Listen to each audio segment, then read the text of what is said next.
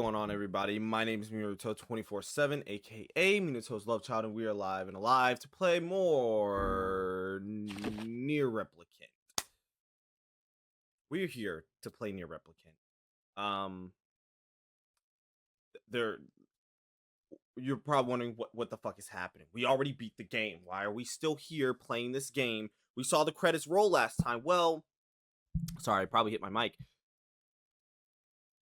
Well, yeah. Yes and no. We saw the credits roll last time. Yes. But no, we are not done with this game because apparently we have different endings. We have different endings. Not only that, the game is not done yet because along with those endings, we have different cutscenes to view and we have more scenes unlocked. So this is getting more interesting by the minute. So yes. By the way, how you doing, Jace? How you doing, bro? What are you doing right now, bro? He said, wait, what ending you get? Well, right now we're going in order. So we got ending A. We got done with ending A. So the next ending that we have to get is now ending B, which is another ending. I talked to Dual Existence Hero. Shout out to him on streaming on Twitch. He should be streaming, I believe, Ace Attorney later on today. So make sure you guys go check that out. But I got ending A, and in his words, he said that next time you stream, you will be getting ending B. So we are going to be doing ending B, and trying to get that now. Hopefully, we can in this stream.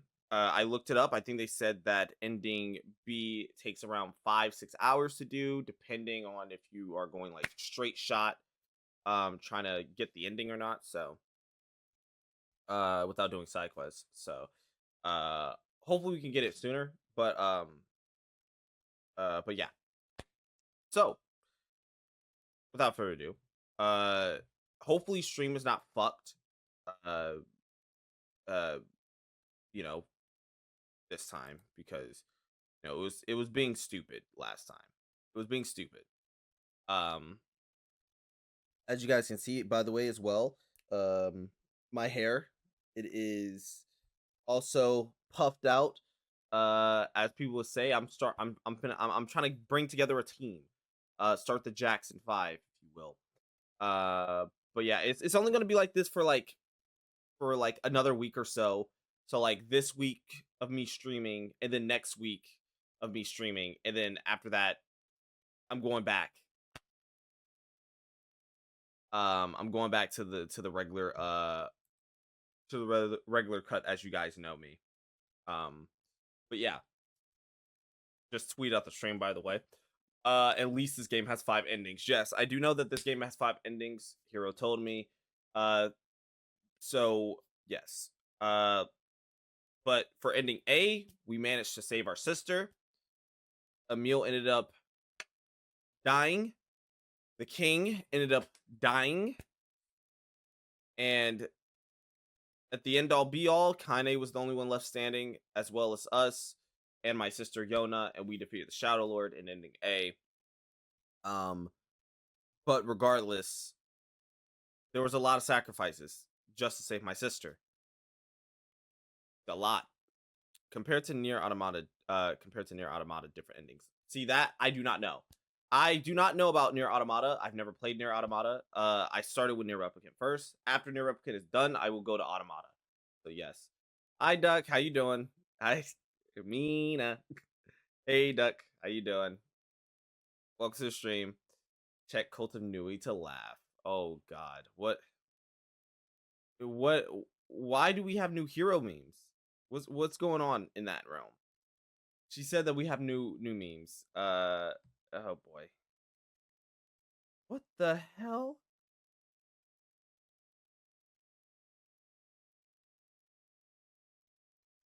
Chat. Chat. Chat, what the fuck? Chat, he's guzzling that bitch down. What the fuck?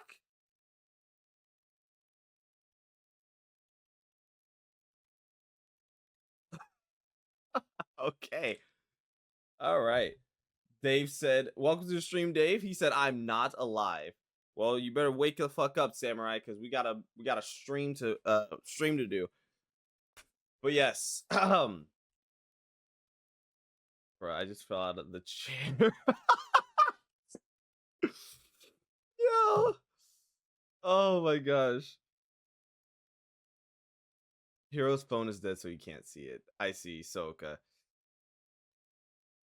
That makes sense. I was gonna say too, um, that's probably the reason why he can't see. Why he's probably not in Discord today because his phone's dead as fuck. But fair enough. All right, but without further ado, it's time for us to get into it. This is the second ending. We're gonna get into, I guess, not chapter 2, but ending B, and try to get that for this playthrough. So let's get into it. Um, uh, yeah. Apparently, we just load up the save, and then yeah, we go from there. I think that's what he said. That's what Hero said. We load up the save and we go on from there. Okay. Whenever I interacted with Kaine, I was reminded about something from my past. Maybe my mind has been confusing her with my sister this whole time. Anyway...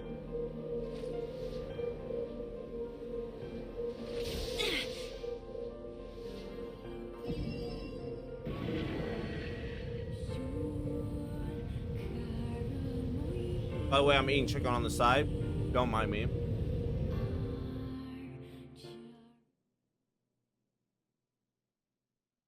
Oh, Kaine's dreams. Discrimination. Whoa, whoa, whoa, whoa. This is new. Sound of rain filled the village. Steep cliffs that surrounded the area magnified sound, causing even the slightest drizzle to rattle like a thunderstorm. Thin whiffs of smoke streamed from the huts as the villagers huddled in their homes to wait out the rain. A single child, however, that braved the downpour, was now wandering slowly toward the wooden, clock-shaped weather vane at the center of town.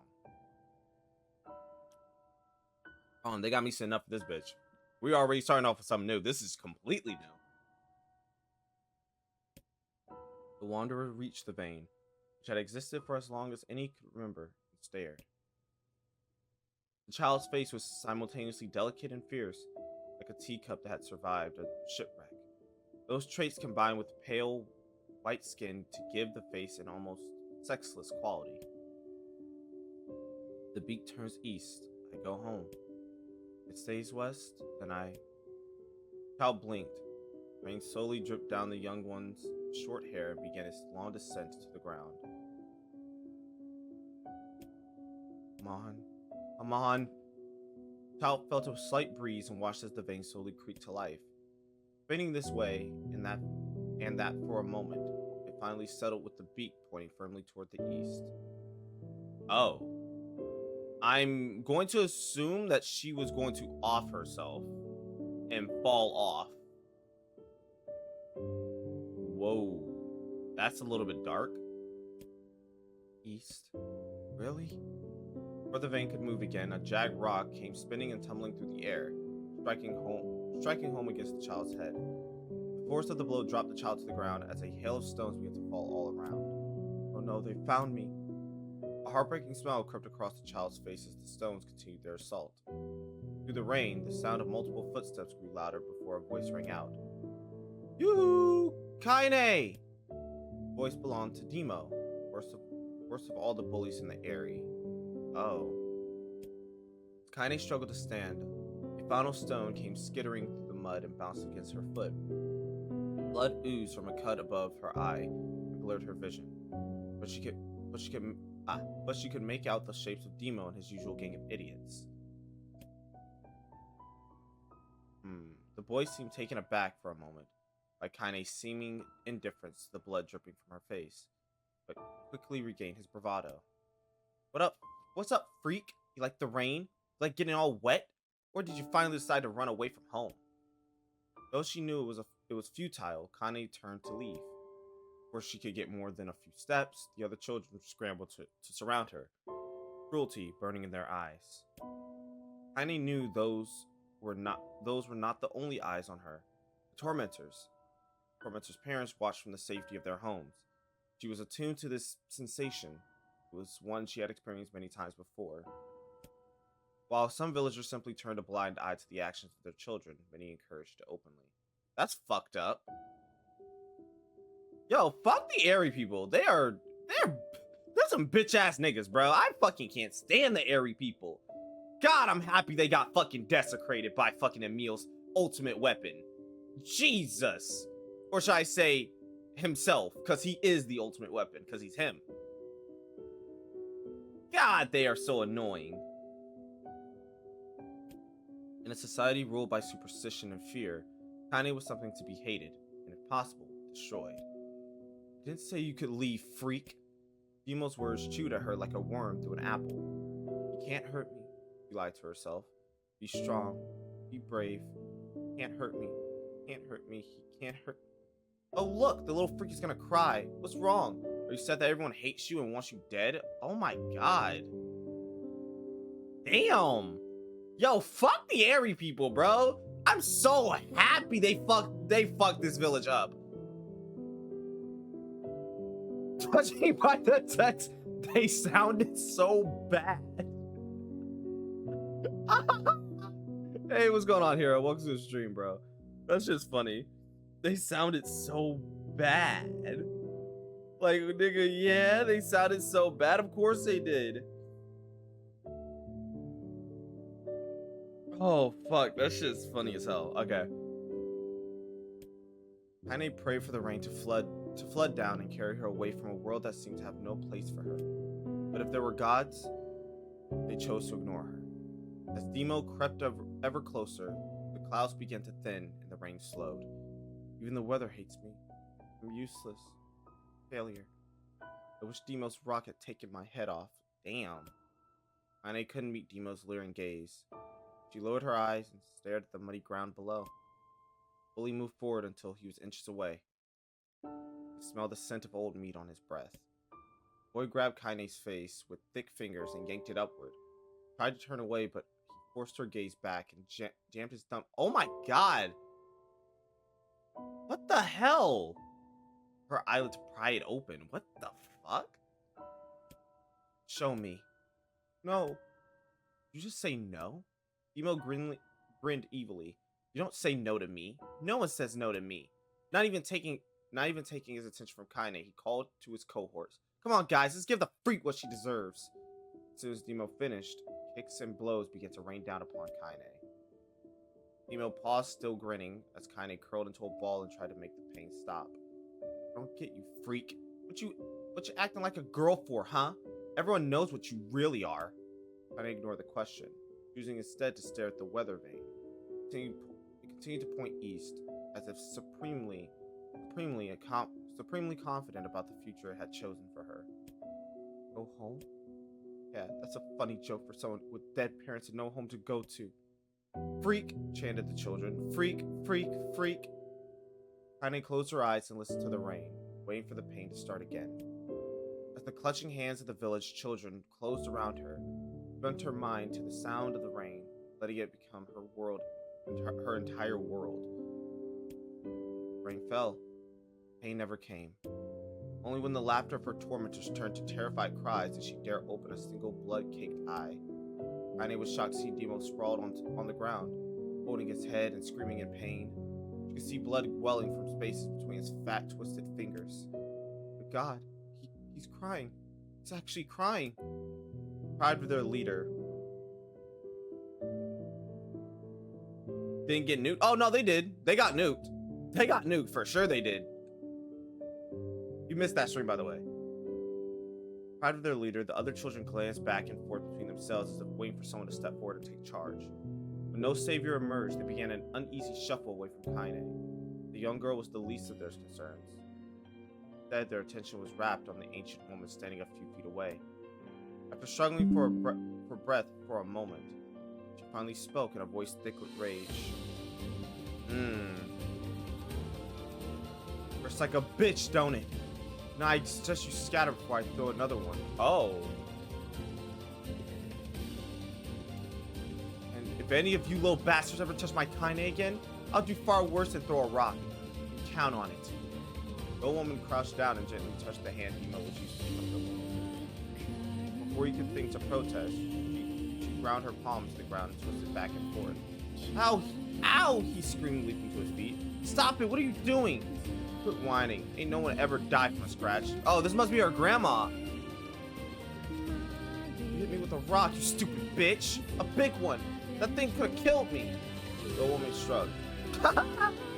So this is where she learned it from. Okay. That's the best cure for stupid. Emo's face twisted with rage at her words. Locking his eyes on Kaine, he took a step backward and spat on the ground. Get out! Leave this village! No one wants you here, either of you! Damn. Seeing the old woman grab another stone, Demo and his companions turned tail and ran. Fled. As they fled, the old woman grabbed her side and barked out a single laugh. Look at that fat boy go. Guess he's healthy enough to run from a fight. The woman's smile faded as she turned her attention to Kaine. Kneeling down, she removed her shawl and placed it around the young girl's shoulders. Then produced a cloth from the folds of her dress and began blotting at the blood on her forehead. Oh, Kaine, she said, why didn't you fight back? You're stronger than that lot. The words of her grandmother stung Kaine, and she turned away. Be nice to me, she said. I don't deserve it. Nothing matters anymore. Her tears, held in check for so long, finally began to fall on the muddy ground below. Everyone hates me. They think I cause bad things to happen. They think I'm a freak. I wish I was dead. Wow. All right.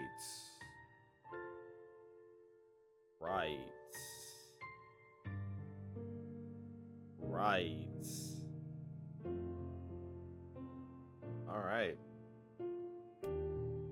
Kaine's tears turned to sobs. She felt her grandmother's hands on her shoulders.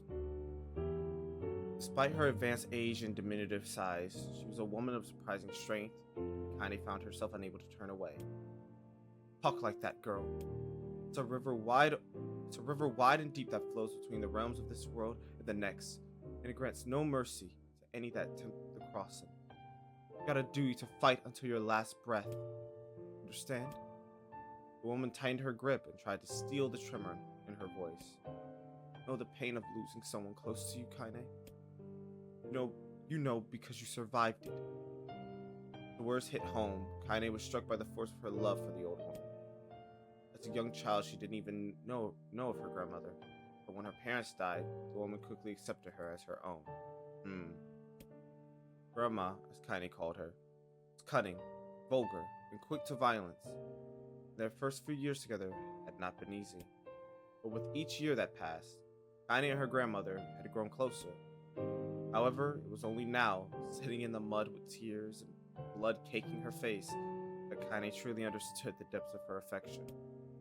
Here was a woman who had seen hard times, who had seen death, who had fought through all these things and somehow emerged on the other side.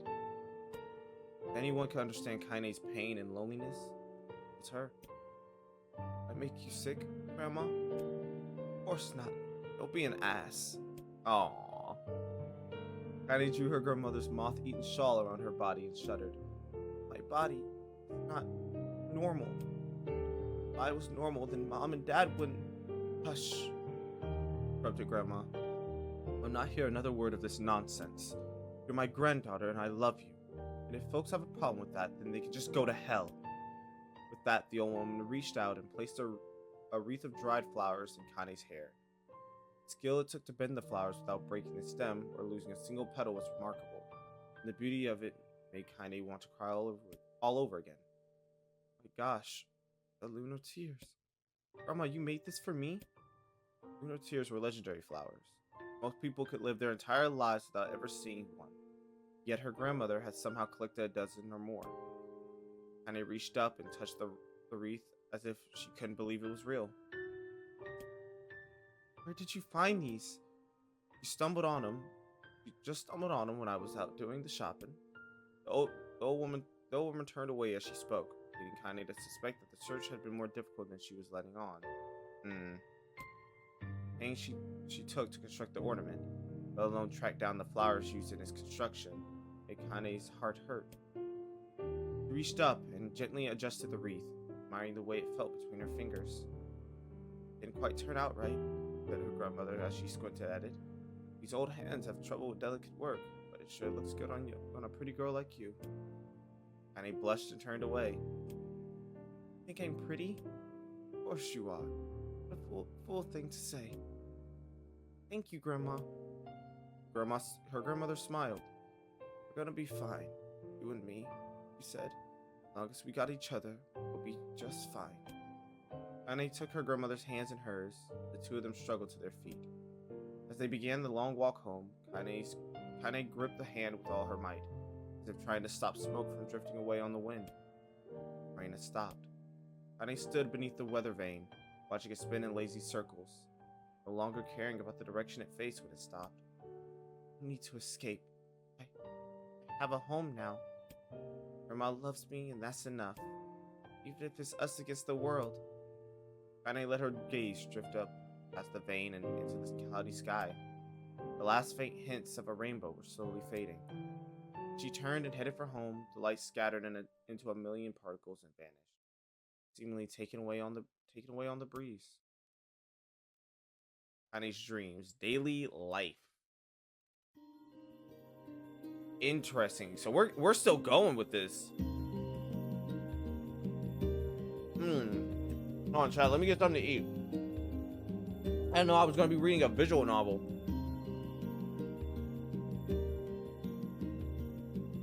Alright.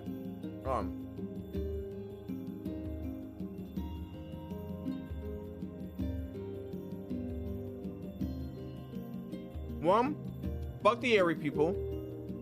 Two, her grandmother's cool. And three, little Kane's adorable. And sad at the same time.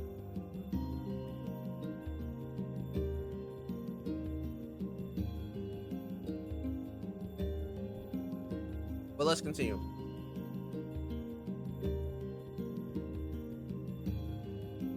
So I had to burp. In the distance, Kane heard the steady sounds of an axe striking wood. The noise had a purposeful quality to it, as if she was hearing a master woodsman go about his work. The firewood being produced, however, was as far from a work of art as could be. Pieces of every shape and size were being flung about a barren yard with wild abandon.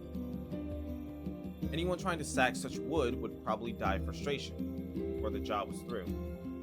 Stupid piece of shit axe!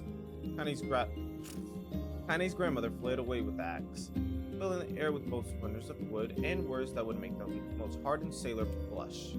Grandma, called Kane. That you, Kane? Yelled the old woman, taking her eyes off the wood for a moment. Get too close, or I might take your goddamn foot off by mistake.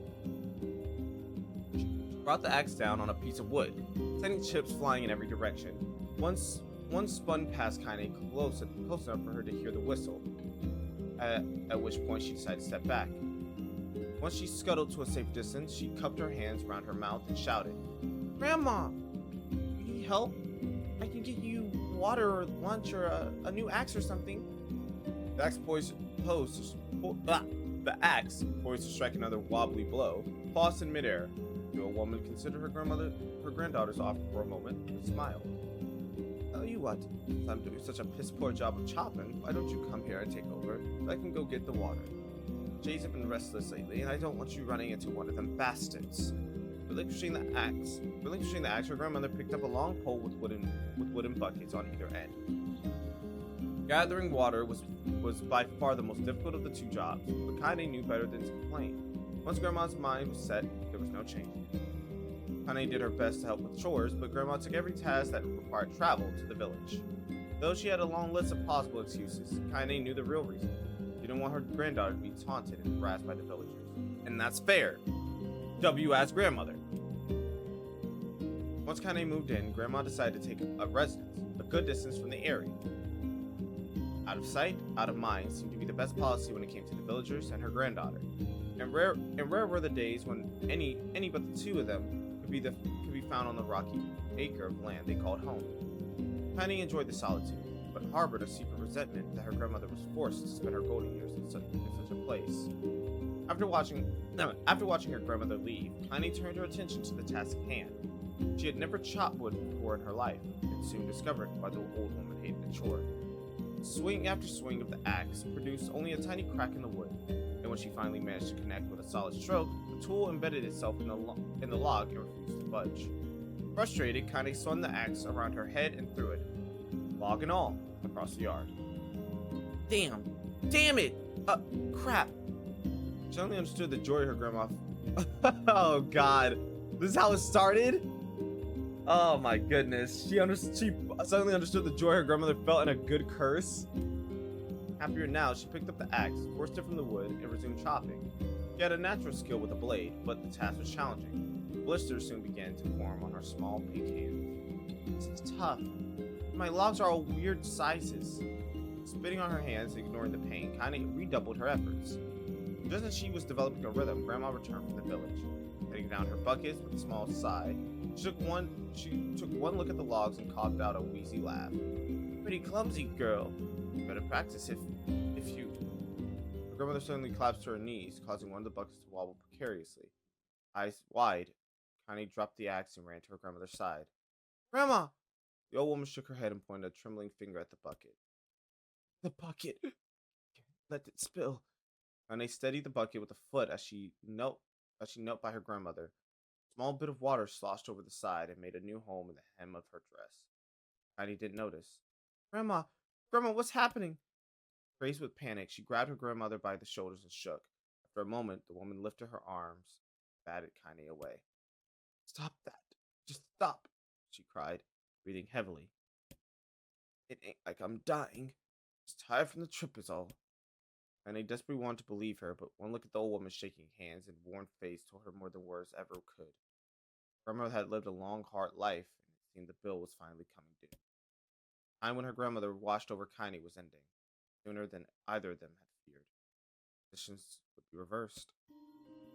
The next morning, Connie came to the side of her grandmother's bed and she took her wrinkled hand.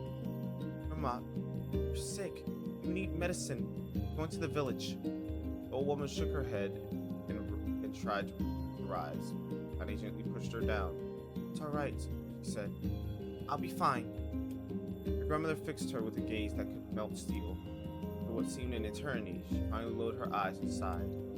Ugh, I don't like it, god damn it. But I guess I could quit being so stubborn and let you grow up. The old woman watched as Connie strapped her boots and made her way down the road to the village. Hours later, an unseen sun made its way across a dark and rainy sky. He was still watching. Connie moved at a brisk pace, checking her pockets every few minutes to make sure the money her grandmother gave her was still there. Every noise caused her to spin on her heels, making sure she wasn't being stopped by a shade or worse, Demo and his gang. But she encountered neither tormentors nor shade, and finally found herself at the entrance of the village. A few adults she could see glance sideways at her, then muttered to each other behind raised hands. Raised hands before slinking away into the shadows. Her heart racing, Kaine took a series of rapid, shallow breaths and tried to calm herself. I have to prove myself. I have to help Grandma. I have to be strong. She chanted those words to herself over and over as she slowly made her way. Finally, her eyes settled on a rotund older woman who was angrily waving her arms in the air and telling anyone who would listen exactly what she thought of Kaine's presence. Hey, lady, said Kaine with a bravado she did not feel. Where's the apothecary? The woman's flabby cheeks shook in the bewildered anger. How dare this thing speak to me? They seemed to say, but Kaine saw that her eyes held a different emotion. Fear. Yeah, we're both scared, lady. Trust me on this one. Which way? Which way? Kaine repeated. The woman pointed at a small building to her right before hitching up her dress and stumbling off in the other direction. Kaine cringed, expecting a stone to come flying from the assembled crowd, but none came. Her mind was filled with a strange sense of pride as she made her way to the apothecary. The new emotion had little time to take root, for as soon as she opened the door, she noticed a familiar customer at the counter. It was Demo. He had clearly been sent here on some kind of family errand, because his gang of followers was nowhere to be found. Oh he sputtered. I mean, what are you doing here, freak? The insult was delivered without force, and Kaine happily ignored it. Stretching on tiptoes to see over the counter, she asked the shopkeeper for the medication. Ah, barked Demo. That old bitch finally keel over? Go to hell, Demo. The boy's eyes grew so wide they seemed ready to fall out of his head. But before he could let fly a comeback, or worse, a punch, the apothecary told them to knock it off before he kicked them out of the store. Demo slunk out of the shop, cursing Kaine under his breath. Once he was gone, she allowed herself to breathe once more, taking a brief tour of the shop while the owner prepared her medication. Countless tiny bottles filled the cramped store, each with a label written in some indecipherable language. An ocean of aromas assaulted her nose, creating a scent that was exotic but not altogether unpleasant. Seeing such a variety of supplies gave Kaine a sense of peace. Surely, in a world so vast, there would be a place that she could call home. On the far wall, behind the counter, rested a portrait of a stunning young girl. The picture had once contained bright, vibrant colors. Time had worked its cruel magic.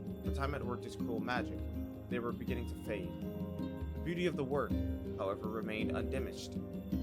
Like that picture? Kaine turned to find the apothecary with a small bottle of medicine in his hand.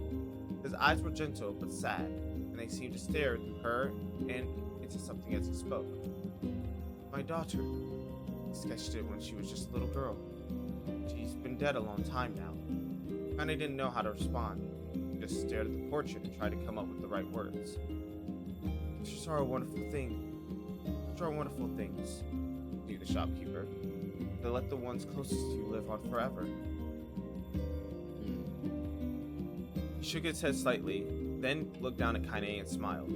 Handing her the medicine, he reached into his sizable green apron, which was a handful of old wax crayons. Have these. There's no one left that I wish to draw. Kaine took an instinctive step back, causing the shopkeeper's face to darken. Yes, I heard the rumors about you, he said. It's a small village and word travels quickly. Between you and me, I'm not sure which of them to believe. I also don't think they matter much. I know your grandmother, Kylie. I think the way she was driven out of this town is just deplorable. Grandma's name is Kylie? Thought Kaine suddenly. She was still mulling this new fact over in her mind as she reached out and gently took the crayons from the apothecary's hands. Your grandmother is an old friend of mine, he said as Kaine scooted away yet again, and I owe her much. I wish she would like it if you drew a picture of her. Yes, I think she would like that very much. Kaine murmured a quiet agreement, but inside her heart was bursting. Never before had a villager treated her with anything but complete contempt. It was a tiny, almost imperceptible step, but it was a step nonetheless. And with enough tiny steps, she might one day discover the rest of the world. When Kaine returned home, she found her grandmother asleep in her bed. Her feet were blackened and raw, even bleeding a bit in places, leading Kaine to think that she had been pacing around the room until exhaustion finally caught up with her. She placed the medicine by her grandmother's pillow, and turned to leave. The old woman's hand collapsed around her arm. Back already, are you? Asked her grandmother with a yawn. Come here. Let me have a look at you. Grandma sat up and examined Kaine from head to toe. Finally satisfied that nothing terrible had befallen her grandchild, she leaned back and allowed herself to relax. Well, how was it? Those bastards give you any trouble? It was kind of fun, said Kaine with a small smile. No, seriously, it was. Fun, eh? Asked her grandmother in a voice which implies she believed anything but. Uh-huh. So anytime you need me to run an errand, just let me know. As she spoke, Kaine removed the crayons from her pocket. After a brief explanation of their source, she informed her grandmother that she was going to sketch her portrait. Portrait of me? Ridiculous. No one wants to stare at a wrinkled old crone. But Grandma, it'll make you live forever. Oh shit, said her grandmother, throwing back the sheet from her bed. Live forever would just piss me off. Put those crayons away and help with dinner. But Kaine would not relent, and in the end, Grandma found herself leaning against the the wall of their house as if posing for a master artist. Kaine took up the crayons and eyed her subject carefully and set to work. Just as her grandmother was about to nod off, Kaine finished the piece. After staring at it for a bit, she released it from her grip and let it slowly drift to the floor. It's terrible. It doesn't look like it's terrible. It doesn't look like you at all. Sorry, Grandma. I thought these crayons would, make drawing easy or something. The old woman's eyes narrowed at her granddaughter's disappointment. You be the judge of that, she said, ignoring the pain in her back and reaching for the paper. The sketch could have been a person's face. It also could have been a boulder, a lump of clay, or an incredibly mishapen loaf of bread, all rendered in a chaotic array of colors. The old woman stared at the picture for a long time, then slowly wheezed out a laugh. Oh, Kaine, she said between laughter. You truly are my blood. You're as clumsy as me, and I love it. But, hush, I won't hear any more bull about how ugly this you think it is. It came from the heart, and I'll treasure it always. True to her word, the old woman gave the picture a place of honor above the kitchen table. In the days that followed, Kaine would often catch her staring at the portrait with a strange smile on her face, an action she interpreted as silent, mocking laughter. A week later, Kaine could stand it no more and asked her grandmother to take the artwork down. Posh, posh, said the old woman. I'll take this down when they roll me in my shroud. She pondered this for a bit, then turned to Kaine and dropped to one knee. Listen to me, girl. Seeing this picture makes me happy in a way I never felt before. And it makes me want to go on so that someday you can feel that same happiness. It was a moment that burned itself in Kaine's memory. A perfect blend of pride and love and joy that came together to form a lifelong remembrance. She swore to never forget this moment, to never forget the old woman who had made her place in the world possible. Time moves on. People and memories move in and out of a life like ghosts pass through a hall. This moment will be different. And he swore, because I will remember it forever. Forever? Holy shit. Kaine's dream separation. Oh, fucking Christ. We're getting the story told to us in three different sections, are we?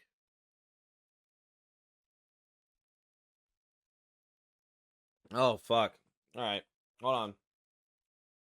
Yeah, I already know. In between segments, we gotta eat.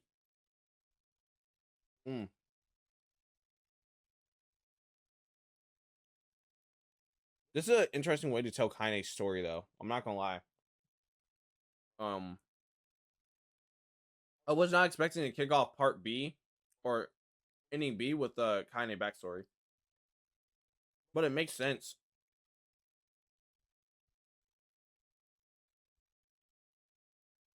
Oh shit, that was not cooked. That was not cooked. But yeah, I was not expecting this to kick it off with a Kaine backstory, but here we are. But obviously, this part is called separation, and there's only one way that this story is gonna end, probably with her grandmother passing away. But will it be a peaceful passing? We'll see about that. Or should I say we'll read about that? Kaine, ooh, okay. Kaine listened to the sound of crackling firewood and stared at the black object on her plate. She'd been pushing it around the wooden disc for a good 10 minutes, ignoring the uh, bemused stare of her grandmother. Finally, she summoned her courage and gave the object a brief sniff. Sharp, bitter scent flew up her nostrils and made its home there, causing her face to twist with disgust. Grandma, I can't believe you want me to eat a bug. The old woman threw some more wood on the cooking pot and snorted. It's no bug, you fool girl. It's a berry. Why the hell would I be feeding you bugs? Yeah, well, it sure looks like a bug, said Kaine. I think it's burnt or something, because it smells terrible. That Kaine held her nose and threw the berry in her mouth, chewing as little as possible. Oh, Oh, yeah, that's terrible, all right. You little brat, laughed the old woman. Get the sass on you. You've been spending too much time with me, and that's a fact. 5 years have passed since the moment when Kaine's grandmother saved her from the bullies. It's often as o- as is often the way with two stubborn people. The relationship had grown in fits and starts, but moved forward all the same. Meals that used to be somber affairs were now filled with laughter and hurled abuse in equal measure. Kaine cannot remember a time when she had been happier. As the years went by, Kaine started to shoulder more and more of the daily responsibilities. Grandmother's legs grew weaker by the day. She could no longer do many of the chores she used to take for granted. And so this morning found Kaine lacing up her work boots with a breakfast of burned berry rolling through her belly. Where are you going today? Asked Grandma suddenly. And they looked up, surprised. The woman rarely asked for specifics anymore. Well, I was gonna check out the kelma trees and see if they were ripe. I thought we could make some jam or something. Oh, and I'm gonna pick some flagstones, so I need to take the wheelbarrow. Flagstones? What in the hell for? Connie stared at her grandmother, held out an arm and swept it around their home. Constructed mostly of cloth, rope, and rubble, the old place sat like a boxer in the final round. Grandma, a dying cat could chew through this house. I'm gonna build a stone wall so we have some protection. Oh, the old woman laughed, exposing her toothless grin to the world. Ah, damn, girl. If a bunch of thieves want to ransack this old place, let them come. We got nothing worth stealing anyway. I'm not worried about thieves. I'm worried about shades. People saw one west of the village yesterday. The old woman tilted her head and stared at her granddaughter. Oh, shoot. I don't know why you have to do it today. You can worry about it some other... Grandma, no. If I don't go to the Kalma trees, we won't eat tonight. You know that. A confused expression passed across the old woman's face. For a moment, she was a small child lost at a carnival.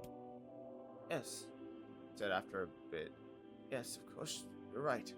Sorry, Kaine. It seems my mind is... She didn't finish the thought, instead walking over to her nightstand and gently taking the wreath that flew in her tears from the drawer. Flower petals had aged to a brilliant whiteness. Kaine thought it was more beautiful now than the day she first received it. You're going to be a true woman soon, Grandma said as she placed the flowers in the girl's hair. So that means less chatter about shades and building defensive walls, more talk about how beautiful you've become. Annoyed, Kaine reached up to remove the garland, but the look on her grandmother's face stopped her hand. You're a beautiful thing, said the old woman. And there ain't another like you in all the world. I'm very proud of you. Hey, Grandma, that's enough goddamn complaints for one day. Put your mouth on you. Where did that come from? Gee, I wonder. I'll teach you to sass me, girl, yelled Grandma. Suddenly, she lurched forward and grabbed Kaine by the ears, pulling her around the room with a crazed grin on her face. Grandma! Yelled Kaine in a quaking voice. Grandma, stop it! What the hell? The old woman stared at her and blinked, then slowly held her wrinkled hands out as if it was the first time she had ever seen them. I don't know what happened there. I'm sorry, girl. Sometimes mine just... Kaine thought the look on her grandmother's face was the most heartbreaking thing she had ever seen. Listen, she began. Maybe I should stay home after all. No, I won't have you stay here to keep an eye on an old cogger like me. You go get your fruit and your wall and whatnot, and I'll be fine. When you come back, I'll have nice grasshopper dinner waiting for you. Kaine rolled her eyes and kissed her grandmother on the forehead and made ready to depart. Trying to desperately ignore the worry, she was gnawing at the walls of her heart. Kaine could feel the old woman's eyes watching her as she moved down the path. Now turn around, told herself, but in the end, the temptation was too great. Spun on her heel, for one final look, saw a small, bent woman standing in front of a ramshackle hut. A sad expression on her face. Ah, she looks so old now. Like the wind could reach down and just carry her away. Kaine worried about her grandmother all day, causing her work to suffer. But little fruit she could collect was tossed carelessly into the wheelbarrow. She only found a couple stones before losing interest in the project. Early as dusk approached, decided to call it a day. Cursing herself for the lack of focus, Kaine pushed the nearly empty wheelbarrow back down the path. As she crested the final hill, she suddenly froze in place. The wheelbarrow fell from her fingers and collapsed on its side, leaving a few pieces of wrinkled brown fruit rolling back down the hill. Her gaze was transfixed by a thick black cloud that hovered just ahead. Tracing its path with a finger, Kaine suddenly felt her stomach knot in on itself. Oh, gods, no. Her grandmother's house was ablaze, with flames licking up as if trying to touch the sky itself. Grandma! Grandma! Kaine ran faster than she ever had moved in her life. She tripped on a stone and went sprawling into the rocky ground, but she leapt to her feet and continued running, unmindful of the blood that spilled from her wounded hands and knees. She got closer and closer, and Kaine's mind began to race in time with her footfalls. It's too dark. It's too dark. Not just fire. It can't be fire. Too much smoke. Gotta save her. Gotta save her. She burst into the front yard and came to a sudden halt, her worst suspicions confirmed. The smoke from the fire was mingling with the thick, inky blackness of an enormous shade. Oh shit. The massive creature supported itself on 3 twisted feet, and achieved balance through means of a large, armored tail. Scales, horns, and claws sprouted from its body in a random, chaotic pattern, giving it the appearance of a lizard designed by some insane god. Seeing Kaine, it let out a roar, flicked its tail, sending small whirlwinds spinning around the yard. For a moment, the creature retreated into a shimmering, inky blackness, as if her mind was unable to comprehend that such a thing could actually exist. But then the smell hit her, and a blend of rotted meat and encrepment. And the horror became real once more. The creature bellowed again. This time, Kaine responded with a scream of her own. "All right, you bastard!" she thought as her scream echoed off the high cliffs around them. "It's you and me. Let's go!" Shade eyed Kaine with amused interest, and he began looking from her to the house and back again, as if urging her to look at the destruction it had so gleefully wrought. With dread building in her heart, Kaine glanced towards the house. Through the smoke and flames, she spotted a small figure struggling to escape the ruins. "Grandma!" At the sound of her voice, the old woman began waving frantically. "It's alive! She's alive!" thought Kaine. "Alive!" Kaine's legs sprang to life as she raced across the yard toward the flaming wreck of the house. Before she could advance more than a few steps, the shade opened his mouth and let out a roar powerful enough to uproot trees and send them flying. It blasted Kaine tumbling through the air before smashing her against the rocky earth. Stars danced in front of her eyes as she tried to remember how her legs worked. Damn, she got rocked. "Get up! Get up! Get up! Get up! Get up! Get up! Get up now!" As Kaine struggled to her feet, the shade stomped toward the house and pinned her grandmother to the ground with the tip of a claw. The woman would struggle to move the claw from her stomach. She might well have been pushing a mountain. She coughed briefly, sending a small spray of blood into the air, then collapsed to the ground, her energy spent. Kaine lurched to her feet only to fall back to earth with a gasp. Her ankles were on fire. One or both of them was surely broken. Ignoring the pain that screamed through her body, she began dragging herself across the ground, leaving a drunken trail of dust and blood in her wake. "Grandma, come on, just a little longer." Her grandmother's face was turning blue, her eyes rolling back until only the whites were exposed. Kaine pulled herself across the ground with maddening slowness, distance seeming to increase with every second that passed. The shade glanced between the two women and flipped out his tongue, his giant mouth turning up at the corners. Short, panting breaths belched somewhere deep inside his core. "Bastard!" laughed at us. She had no idea how much a mindless creature could experience emotion, but there could be no doubt the shade was taking joy in their suffering. "Yeah, I see your plan." The shade moved his claw slightly, allowing Grandma to breathe again. It was clearly keeping her alive only to snuff out her life when Kaine was close enough to touch her. "I'm gonna kill this bastard!" Summoning all her strength, Kaine rose to her. There was a sickening snap from her right ankle, the foot twisted backward. She forced it from her mind and began to wobble toward the monster.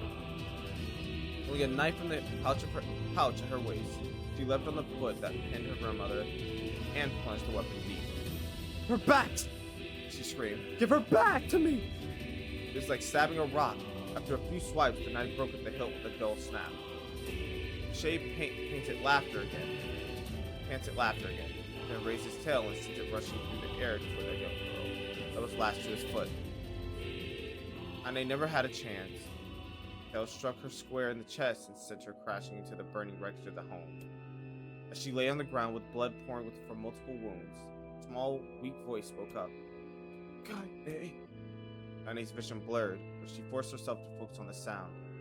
Finally, her eyes cleared enough for her to make out her grandmother's hands reaching out to her through the smoke. "Grandma, Kaine, run. Can't best this one." Kaine grabbed the hands and held on with all her strength. "Grandma, come on, we have to go." The old woman coughed loudly. One of her hands, slick with blood, slipped from Kaine's grasp and thumped to the ground below. "Grandma! No. No!" I said, "Run, God damn it. You have to live. You have to get through." The thought would stay forever unfinished. Before she could say another word, the Shade's clawed foot descended, smashed through the remains of the roof and down upon the shattered figure of the old woman.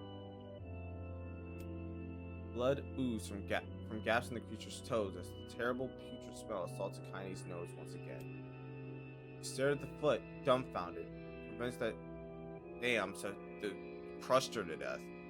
Convinced that what she was seeing could not possibly be real. The creature finally lifted its appendage. All that remained underneath was a twisted, unrecognizable mess of rubble and blood. Her grandmother was gone. Kaine blinked, trying to feel the hands which had been in hers just a moment before. For a fleeting instant, she remembered the warmth of that embrace, trembling of the fingers, but the sensation drifted away on the breeze and was gone. Memories flashed through Kaine's mind, one after the other, faster and faster, until it became a meaningless jangle of noise. Kaine screamed then, a thunderous sound that echoed off the cliffs and seemed to roll away forever. The Shade eased forward, black ichor pouring from his mouth and dissolving into smoke on the ground below. The earth shook with every step as it crept toward his prey. Kaine's body slowly rose as if controlled by a mad puppet master. Her arms and legs were bent at impossible angles. Her head lolled dangerously to the side, yet somehow she managed to stand. Staring at the Shade, her eyes began to glow with a deep red fire. The creature, so confident just moments before, was so hesitant to step backward, trying to discern as if this broken human could possibly pose a threat. Oh shit. Bro, this nigga awakened her fucking QB mode. And they seized the moment. Laughing like a mad woman, she leapt into the air and plunged the shattered hilt of her knife deep into the leg of the Shade. The Shade shook Kaine off like a fly, sending her crash to the earth once again. Her chest rose and fell slowly, as if a great weight were resting on it. Moist sounds of pain echoed through her mind. Something warm and thick oozed from her ears. Is that blood? I think it is. I'm bleeding to death. No. Can't die. Grandma told me to live. Deep inside Kaine's mind, something finally broke. The sound, pain, the smoke, and the flames, all of it faded away until all that remained. A single incantation repeated over and over again. Kill it. Kill it. Kill it. Kill it. Kill it. Kill it. Kill it. Kill it. Kill it. Kill it. Kill it. Kill it. Kill it. Kill it. Oh shit. Kill it now.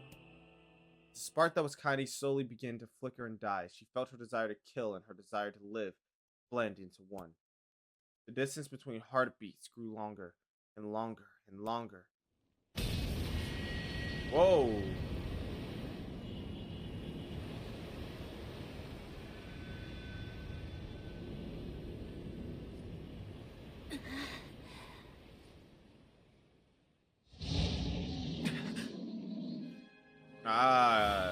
right. The beast approaches. And we're back. Oh, I know.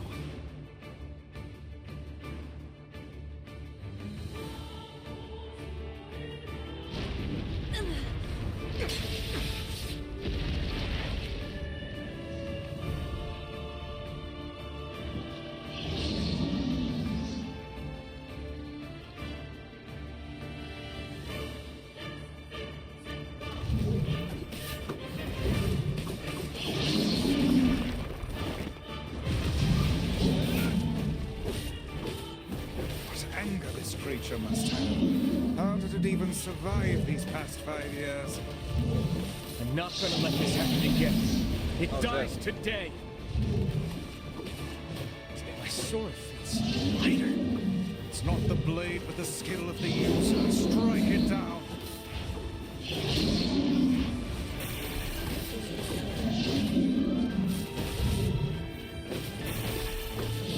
God damn. Oh, bro, we're cooking this shit. Oh, yeah, we're cooking the fuck out this monster, bro. Oh, yeah, we cooked the fuck out this thing. Come on, what else?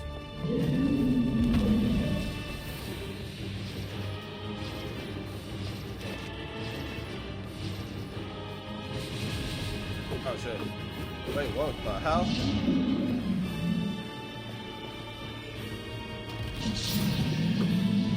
Oh, damn it. Oh, I think I waited too long. I was trying to be fancy.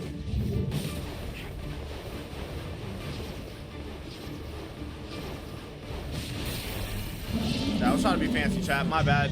I waited too long, but it doesn't matter.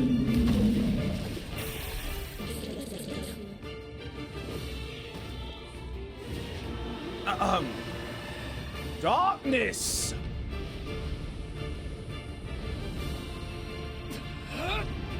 Grab!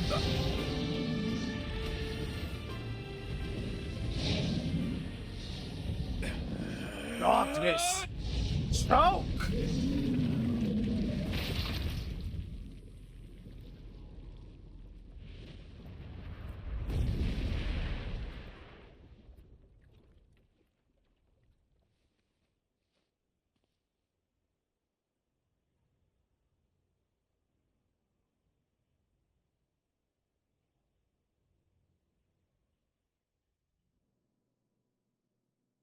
Kanye's dreams encounter. All right. They said you read enough, bro. They wanted us to get some action in because we went through 3 separate stories in Kanye's dreams before we started playing. They said, "Here you go. Here's your 5 minutes of gameplay." We're an hour in, bro. That's the crazy part. We are an hour into this bitch, and we just started game. Well, no, we just got gameplay. That's crazy, bro. That chicken is fucking good. Holy hell! Gently, weakly, softly, shade. Sure, that its tormentor was dead. Turned and stomped off toward the horizon, stomping along the way to bellow one final roar. Kill it. Shamed beyond imagining, Kane tried to turn her head to the side, only succeeded in coughing up a huge gout of blood. It was getting difficult to see. Only after a moment of fierce concentration did she realize that her left eye was whoa. Laughing to herself, she turned her remaining eye to the ruins of her home. Noticed a ragged stump of arm resting a few feet away. Yep, that's mine, she thought with a mad giggle. It's gonna make clapping a real bitch. What the fuck? So her eye's gone. Her left arm is gone. Or hold on. There's one that's bandaged. I think it's what arm is bandaged? I think is it the right one? Hold on. Hold on. Kine.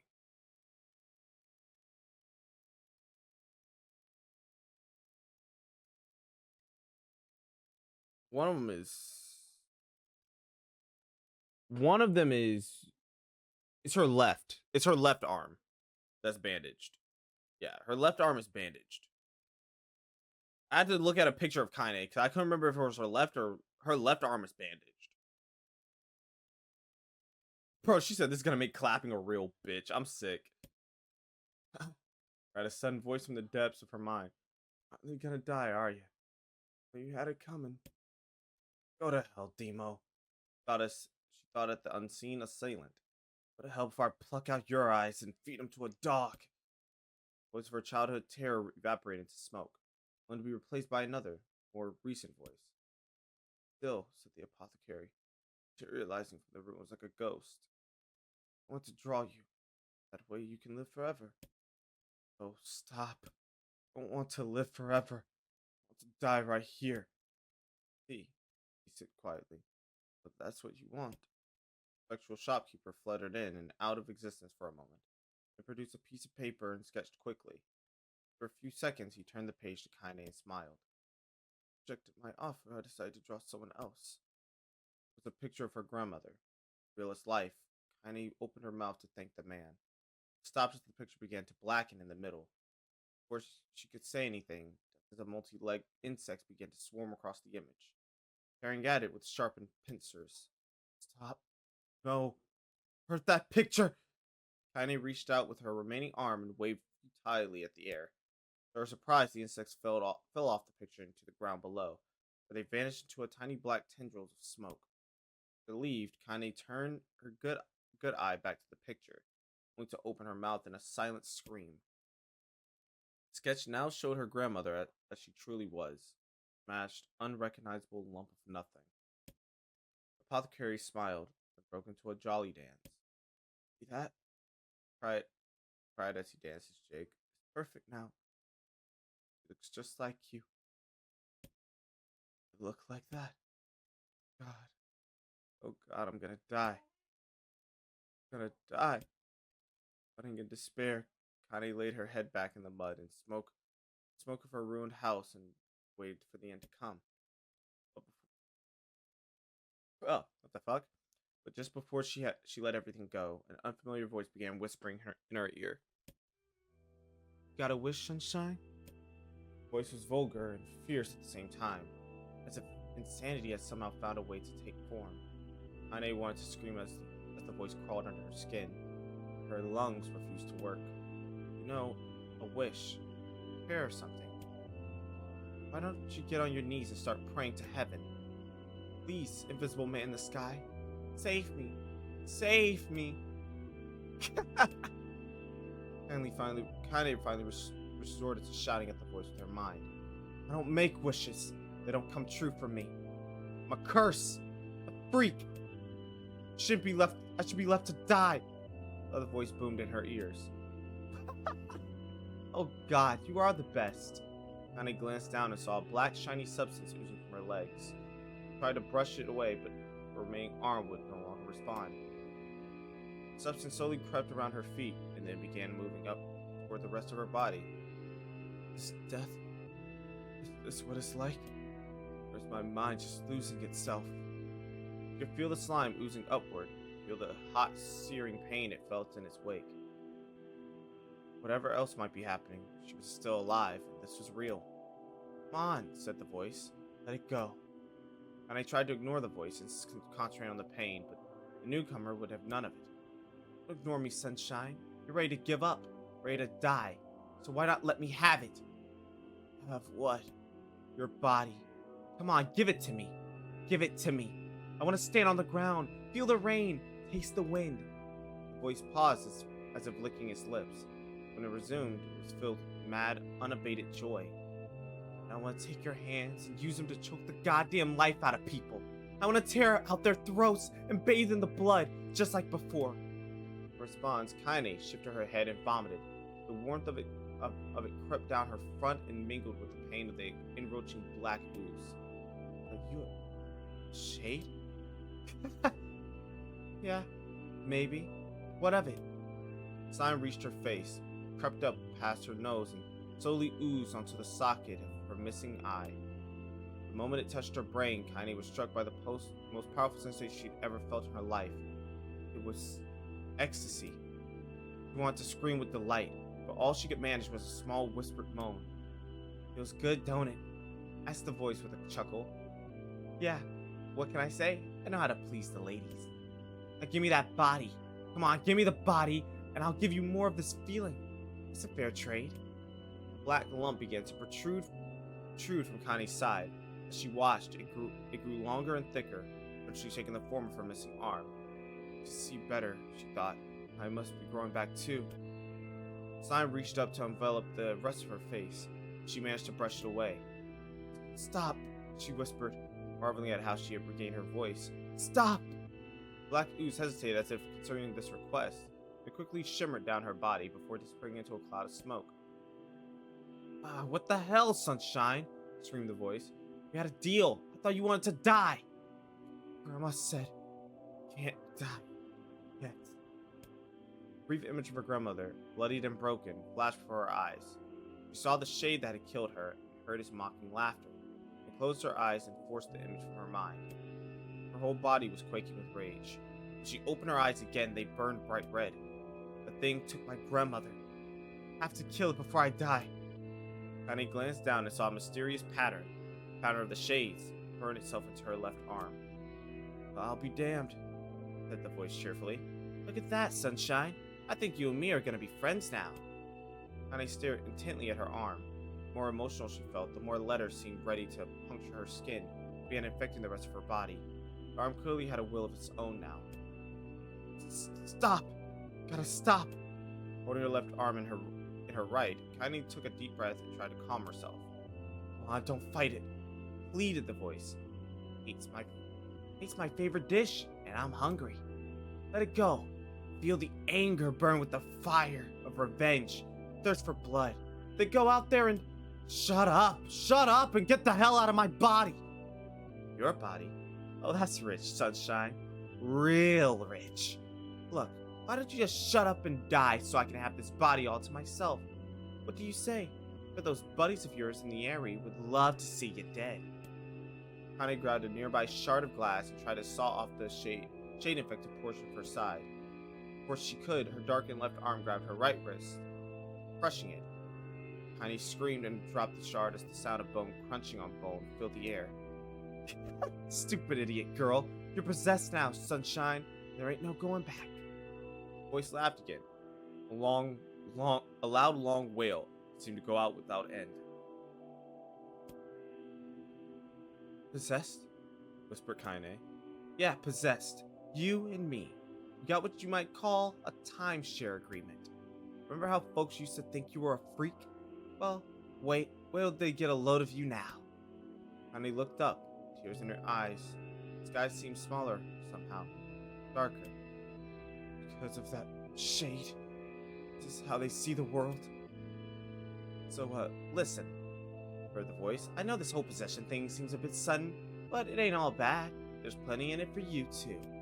I'm a very powerful creature, Sunshine. Now that power belongs to you. Got enemies? Maybe you want to kill? I can make it happen.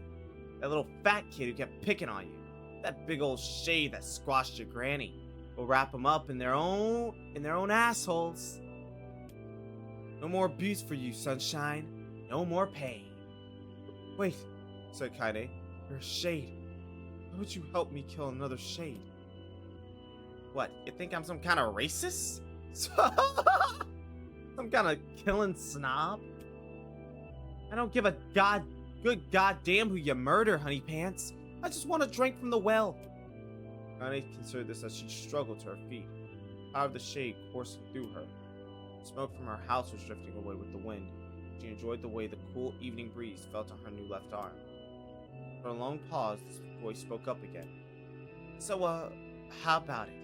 You and me, we can have some good times together. Look, I'll even take care of the bloody part if you don't want." "Fuck off, asshole," muttered Kaine.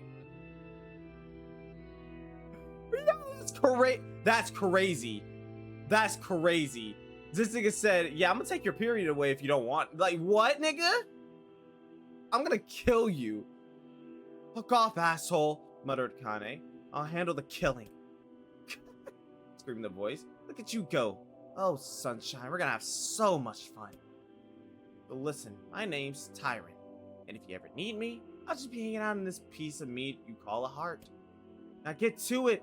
The more you kill, the more your heart turns rotten and sour. And I like rotten and sour.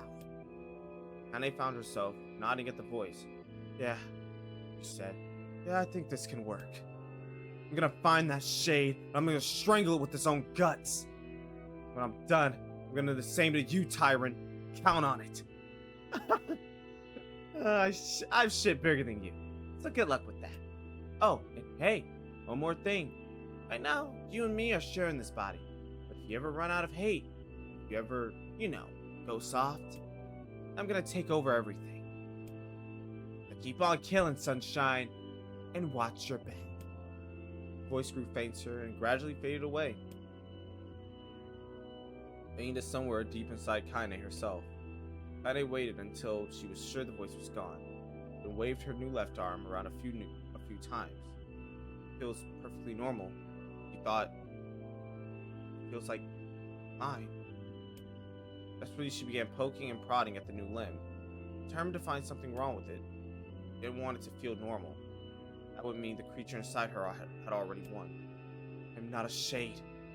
I'm Kane. Repeating this mantra in her mind, she slowly began digging through the rubble of her house, being careful to ignore a certain red-stained spot in the corner. Finally, after what seemed like an eternity of heartbreaking work, she found what she was looking for. It was the wreath of lunar tears. Though it had been through hell and back, Garland's petals were as bright as ever. Kane started to place it in her hair, then slowly lowered the wreath and stared at it.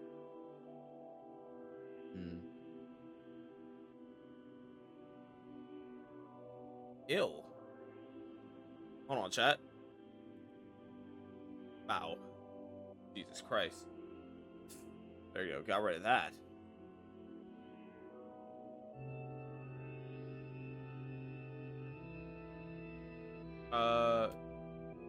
Sorry, Grandma. Sorry.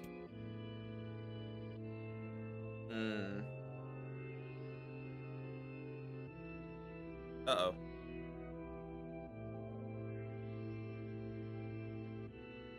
Make sure that the stream is good. Okay, it should be good. I don't deserve to wear this anymore. Possessed, corrupted, freak. This time I don't think there's any going back. Holding the flowers to her heart, Connie fell to the ground and sobbed. Night gradually lightened to dawn, and the people of the area arose to their daily lives. They remained in that position as if tears could somehow wash away the horror that now affected her world. Alive. That's fucking crazy. Stay alive. Stay alive. This, Grandma. and that's the reason why she. Wow. Kaine, you gotta live. You gotta come back to us. And that's what she.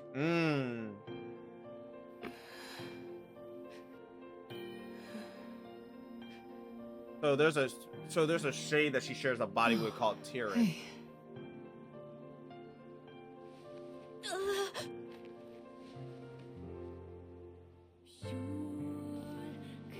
So that's the reason why she wraps up the arm. Okay.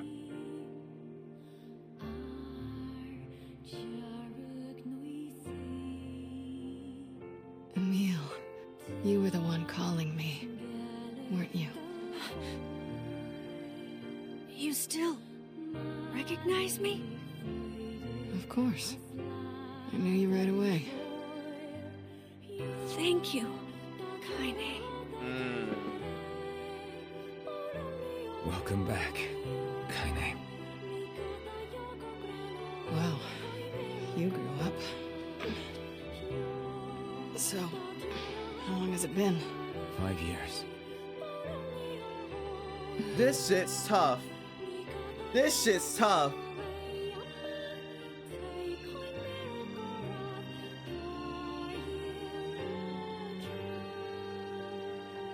Shit. That's a long time. Hmm. Any luck with Yona? We are still no closer to finding her. We need a way to locate the Shadow Lord. By the way, this is for you. Is that a lunar tear? It's not as good as your grandmother's, but I tried. No, it's great. Thank you. And now I'm wondering what happened to her leg.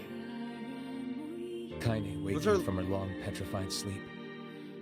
Oh, Emil's unflagging kindness. Our reunion was a happy one, and we let it wash over us like rain. yeah. So now that makes me wonder. So like, what That happened is, to until Devila and Popola had to go and her ruin it all. leg? Was her leg also fucked up too? Like she lost her eye, her leg, and her Are you arm. kidding me? You can't be serious. Please try to understand. Oh yeah, the bullshit. Yeah, sleep outside. People are tired and scared, and I'm sorry. I'm sorry you have to bear the brunt of that. This is crap, and you know it. It's okay. We can sleep outside. No one's sleeping outside. You and Kaine saved this village, and now they want to run you out? People are afraid of us. And really, I understand. I mean, look at me. As long as you're still with us, I can deal with it. Right, Kaine? I'm used to sleeping outside. Damn. Damn. I'm not gonna lie, chat. Knowing the backstory for Kaine is... Damn. That's hitting a little bit deeper. I'm used to sleeping outside. Damn. That's unfortunate. But We'll see you later. Sorry about this.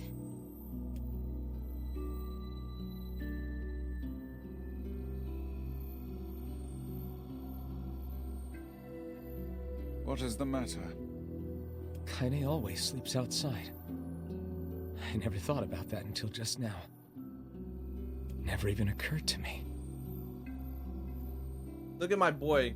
Look at my boy, the good MC. Sorry, not Minaruto, Nigaruto. Isn't he just best boy, chap? Me being a fat ass eating this chicken, by the way. Hold on.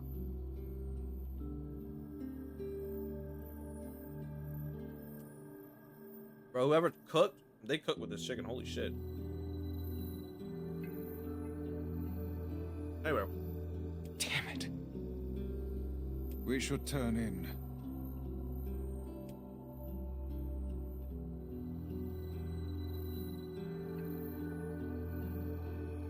I didn't get much sleep that night. For the first time in my life, I hated Devila. For the first time in my life, I doubted Popola. But those feelings are pointless in the end. They said and did what they did for the sake of the village. To protect it from the horror of the Shades.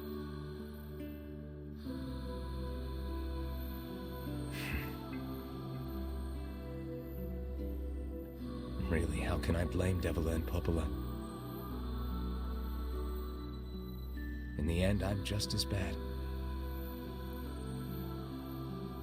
Because I never once stopped to think about Kaine and Emil's situation myself.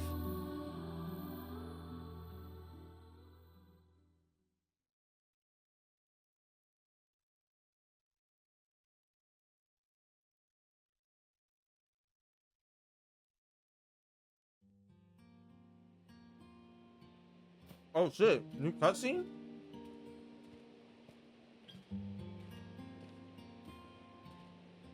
I should apologize to Kaine and Emil.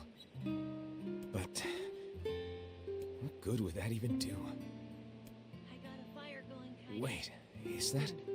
Campfires are... Yeah, this is new. I'm so happy to get to talk to you again, Kaine. Yeah, me too. I tried everything I could think of to save you, you know. I polished you with a special cloth. I poured warm water over you. Wait, you poured water on me? Yeah, but it didn't really do much except make you all shiny. Oh. Hey, Emil. Thanks for saving me. I guess you noticed how I look different now. I'm sorry, Emil. I'm sorry for all of it. Well, I mean, this new form isn't all bad, you know? Where are they right now? Oh, they're on top of a mountain. Okay. At least I can look at you when we talk, right? Hey, so why don't you tell me something about yourself? I'm not very interesting. Sorry. Come on, I just want to know you better. Please? Fine. This all happened when I was a kid, before the whole shade possession thing. My body is different. And when the villagers found out about it, they started treating me like a freak. But one person, my grandmother, accepted me just as I was.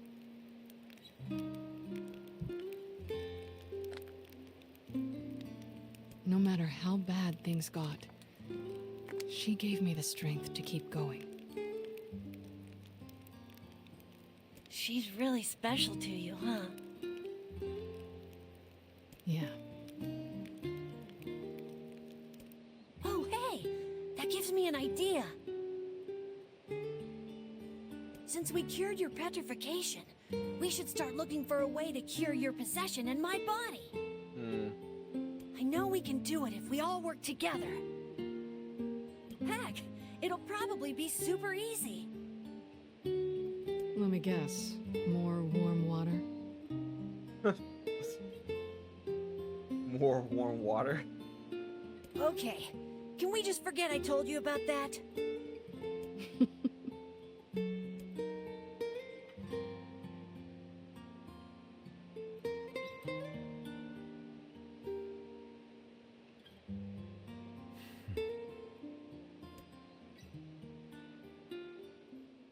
Damn. Boy being the odd one out, huh?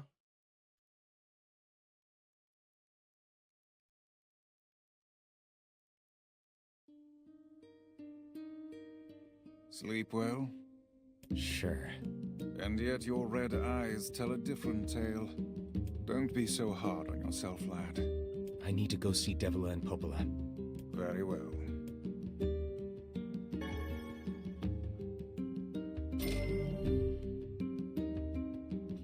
What might that be? It's Mom's diary. I've not heard you speak much about your mother. Oh. She got the Black Scrawl and died when I was little. My apologies for bringing it up. Oh, let It's me all see if right. there's any other weapons I I can gotta barely get on remember this her face playthrough. anymore.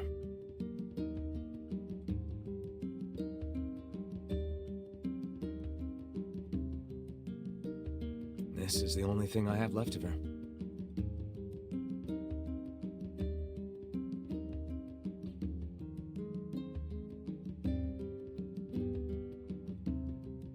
Reading it helps remind me of when we were still a family.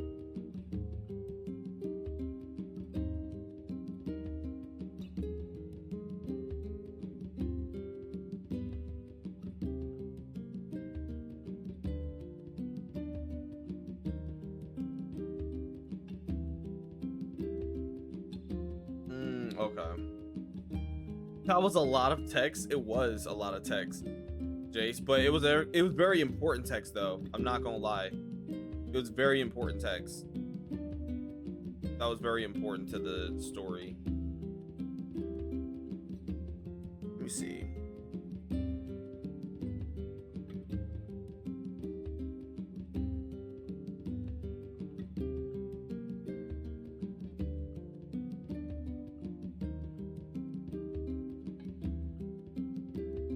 Interesting. Okay. I see. But the final entries get a little strange. In what way? Well, here. Take a look. Okay, so I'm finna see what. Oh, what the fuck? System data save. I'm sorry. Solar flare for the for the screen. Say there. Can you not hear me? What the fuck is this? What in the fuck is? Why are you standing about like a slack-jawed ninny? Sorry. Felt like I was dreaming or something. Sleeping on one's feet is quite the talent indeed. Come fuck is now. this? There's the door. Right. Let's go. What the hell is this? He's old. Beyond this point, you will be unable to save until the battle is over. Do you want to? Oh, I guess so. All right. Let's. This is the world of the recycle vessel, created to avoid the destruction of all.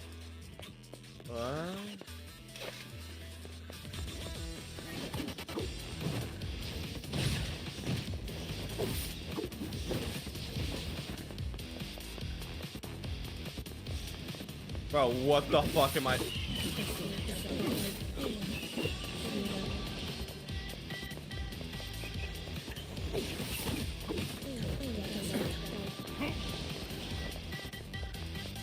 Sure, let's go.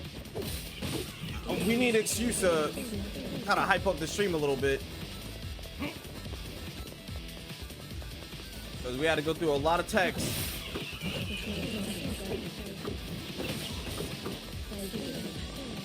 So far, light work. So far, light work. Bro, why is it light? Bro, what's up with the filter, though?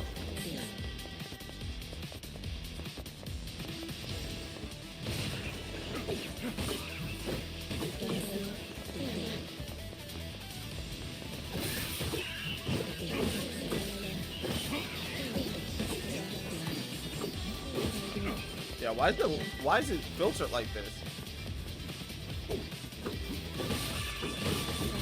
Oh, that's sick as fuck. Whoa.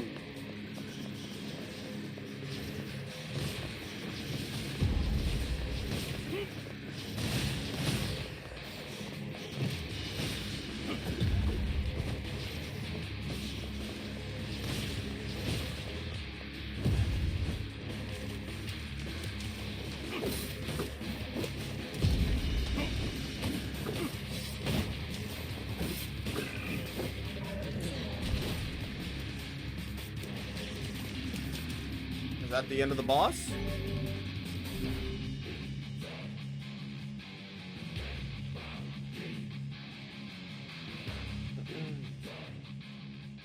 Black Scroll, a lost destiny, a white book, false truth. Oh.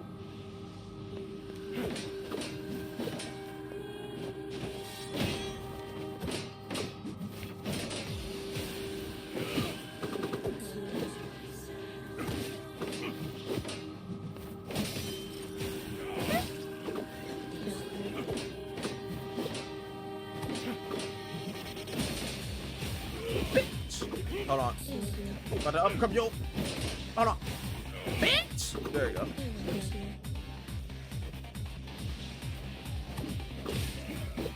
Bro, I'm one shot, y'all.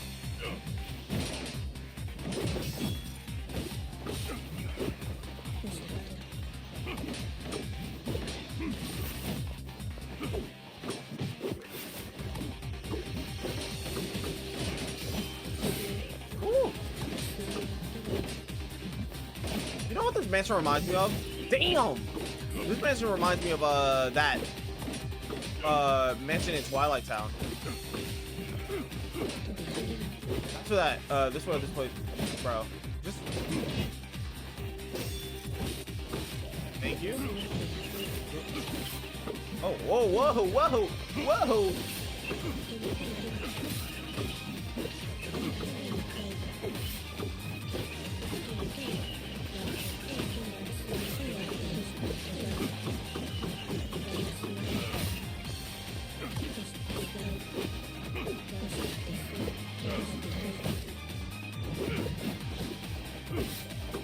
where you thought you were going. Where's the boss? Where's the boss? I feel it in my bones. Boss? Or not? I like the battle mixes here. The battle mixes are kind of fire, I'm not gonna lie. Soldiers of Salt calling for white death, their legion. Those who plunge the dark world into darkness.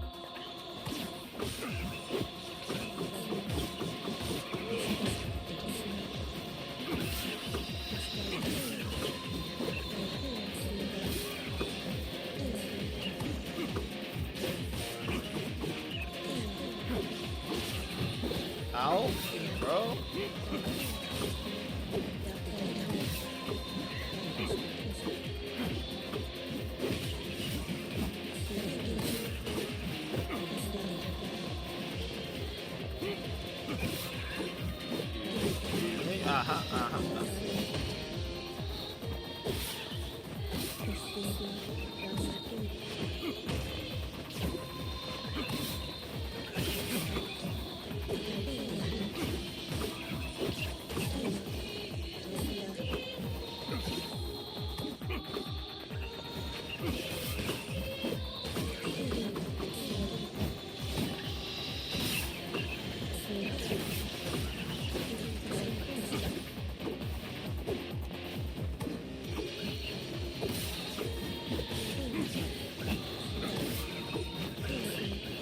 Just taking out all these fucking heartlesses, bro.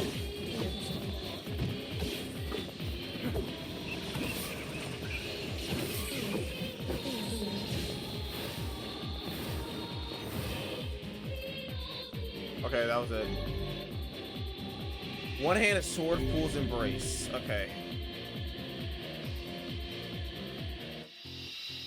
The dragon's corpse brought death to the world, delivering onto its power of magic.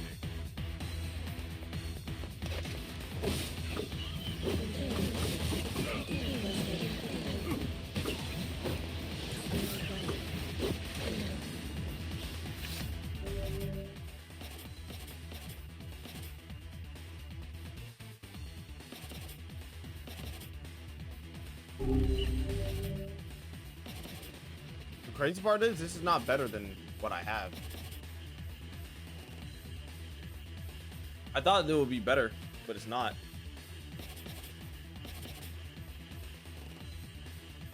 Interesting. This filter is so weird. Tell me about it. Man, I'm switching to my other weapon, bro. Y'all don't deserve it. Y'all don't deserve. You guys don't deserve my lance, bro. Y'all don't deserve my lance. Woo! Okay, you probably do deserve my lance. I'm not gonna lie. Big boy came to play. Ow, shit.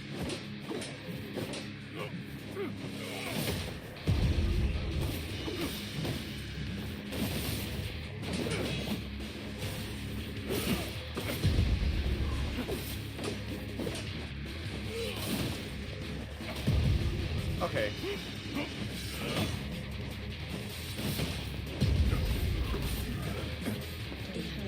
Goodbye.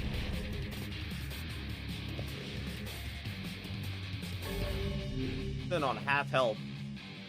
Or we're determined to go through this entire bitch without fucking pausing, without healing once. Cause that is my ninja way. The black sickness stains the butt. Oh my god.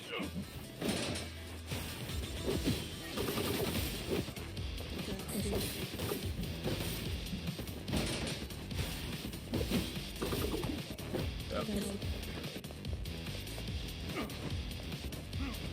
Oh god damn it. I fucked up because I didn't know what that was.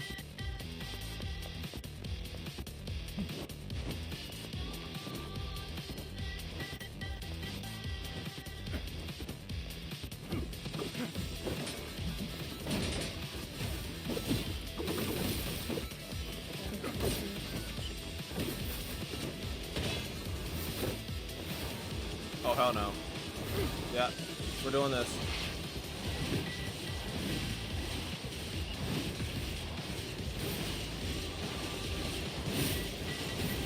Yep. Yep. Trying to jump her, brother. Trying to jump her, brother. Trying to jump her, brother. Yup. Yup. Ah! Ah, son of a bitch. Son of a bitch.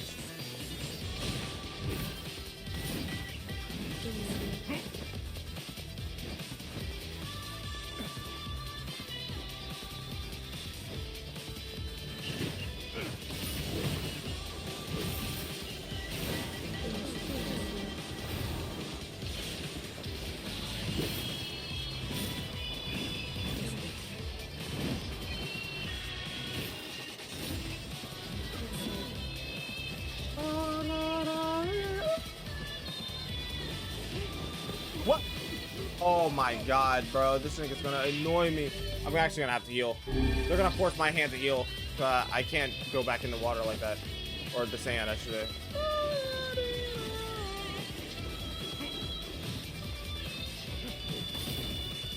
Die.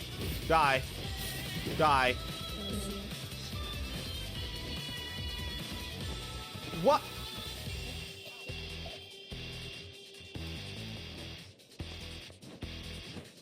Okay, I thought I didn't make it for a second. Woo, he tried it, bitch! Ooh, okay, alright, alright. He tried that shit, though.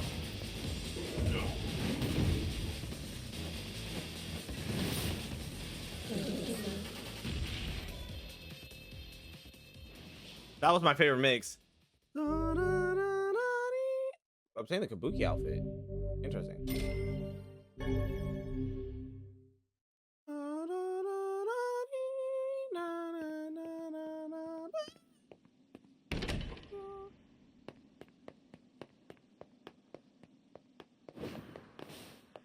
Wait. Yeah, I'll go through this door. Hopefully I'm not going through the same door.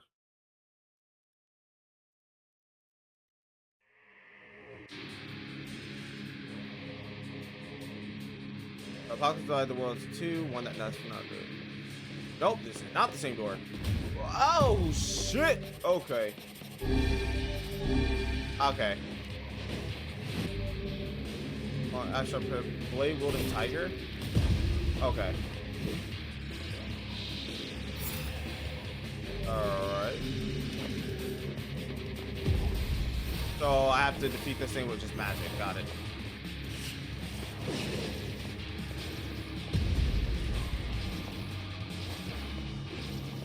Got it. Foul. Protected turtle. Does not matter to me. It didn't matter to me. Because why? I'm him.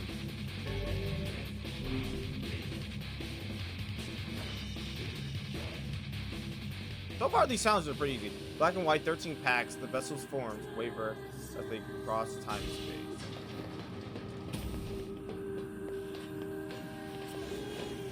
Okay.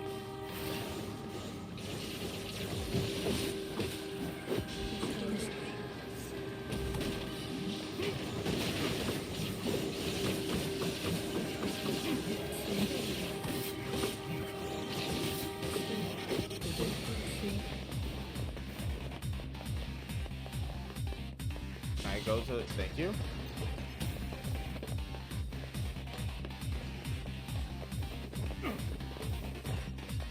Alright. Oh, hold on. What's in here?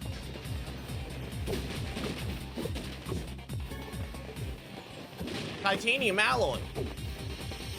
Why the fuck am I getting titanium alloy in a dream? Come on.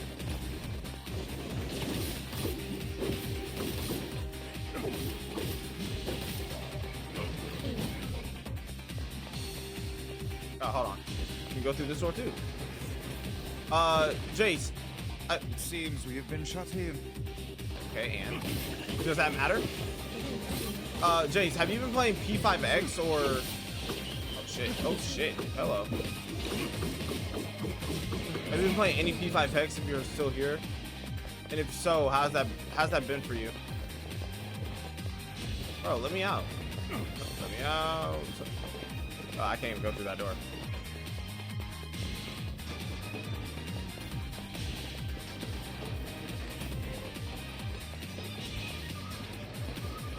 Oh, this is gonna be fun.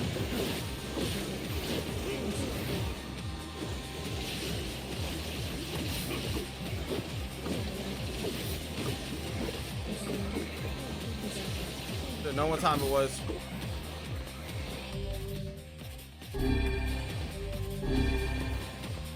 Yeah, I should have known what time it was when they started to pop out.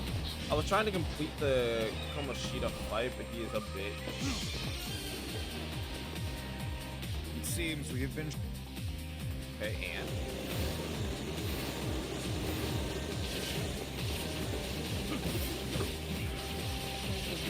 interesting. How fun is the game outside of, you know, trying to beat a bot that you can't quite get the hang of yet?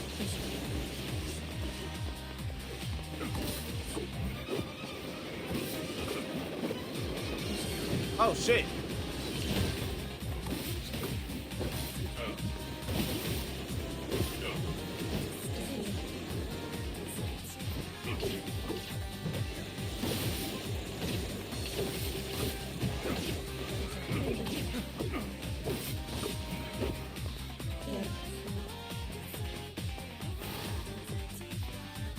Oh, we're done? Okay.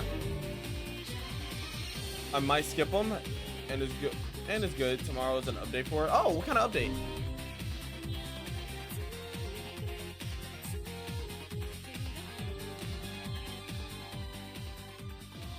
Song of Man has been drowned out in its place. Something I didn't read it.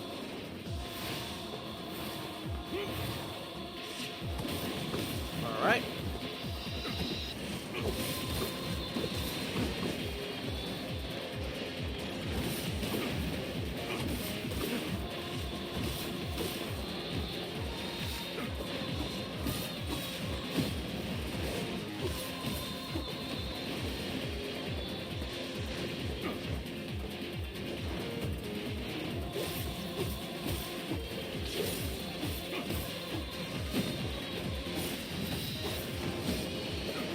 Nope. Ugh.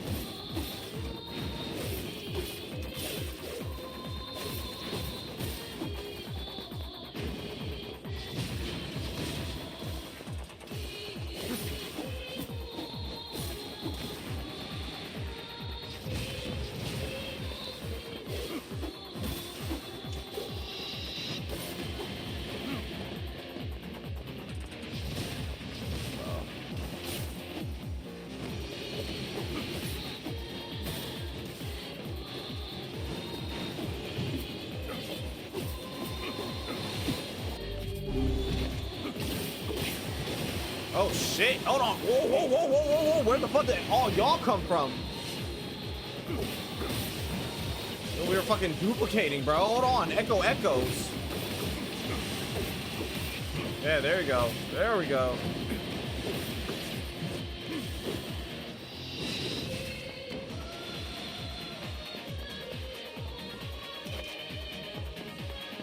I was having fun until I wasn't. Oh, they're adding Yosuke? Call me when they add Maria. Who's Lamech? Okay. Lamont. Who's Lamont?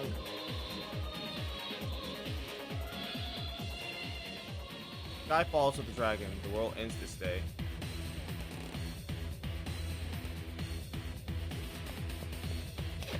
Where the fuck am I? Look, am I on the fucking basketball court, bro? Oh, bet, bro. Bring it.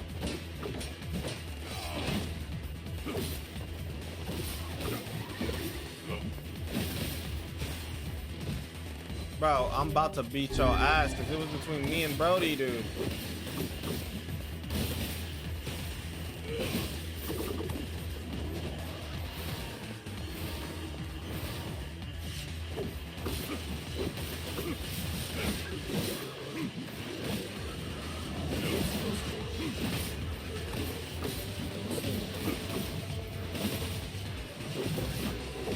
Oh my god, I'm beating this thing's ass. Hold on.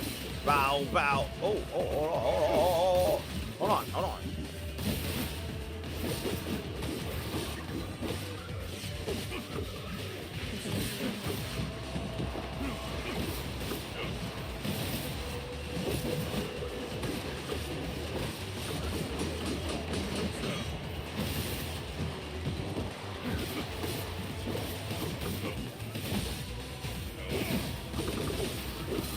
Bam!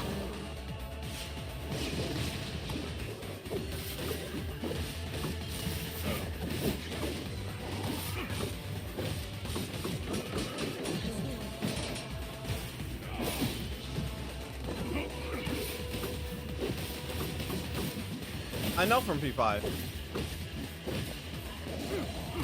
Bro, I know Yosuke, not Yosuke, sorry, Yusuke. You said Yosuke.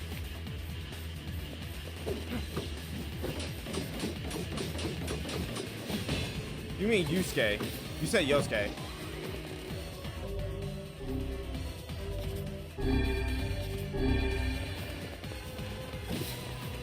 Yeah, but call me when they add fucking Maria, bro. From P4. With that ass. By the way, by the way, have y'all been seeing that fucking Iron Mouse shit happening right now with Bishojo? Shit's crazy, bro. This thing's getting his ass whooped. Fight back, nigga.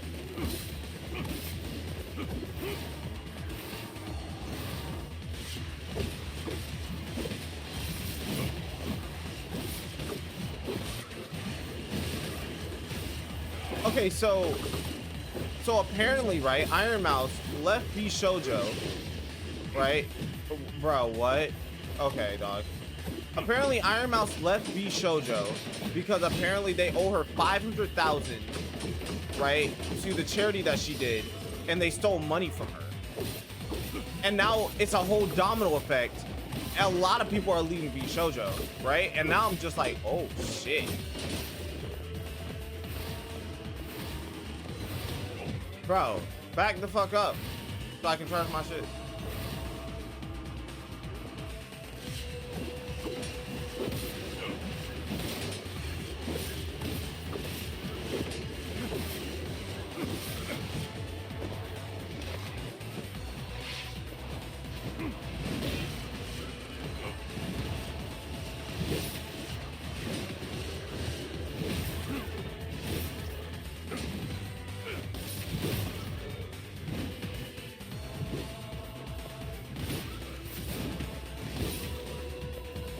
No, I'm going to my shit. Alright, dude. Let's switch it back to my shit.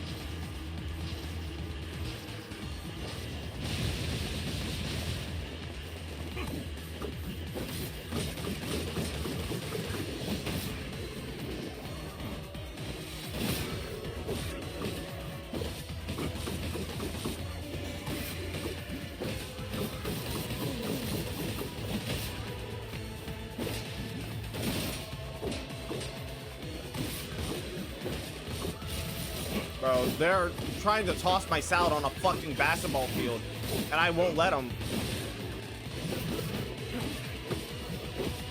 Ow! Just die! God damn!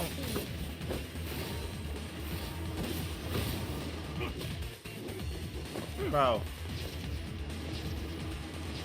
All about to piss me off.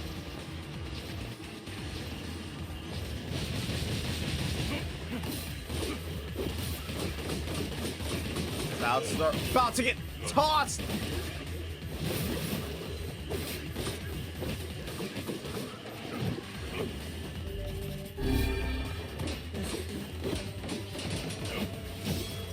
Come on. Die. Die.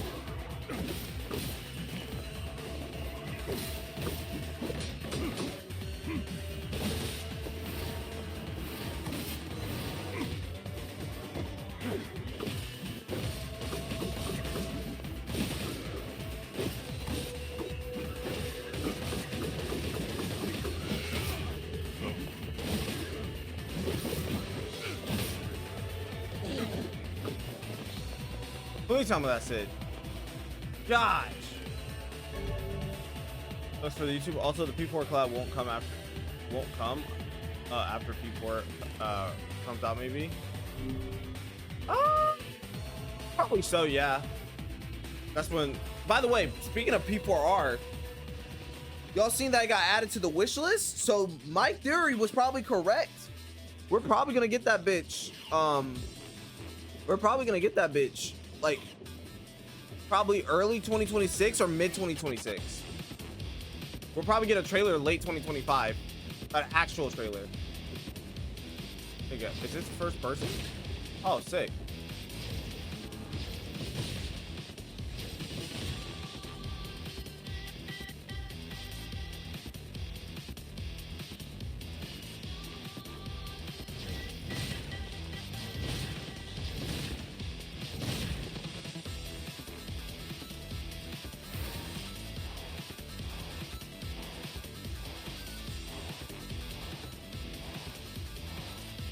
Why?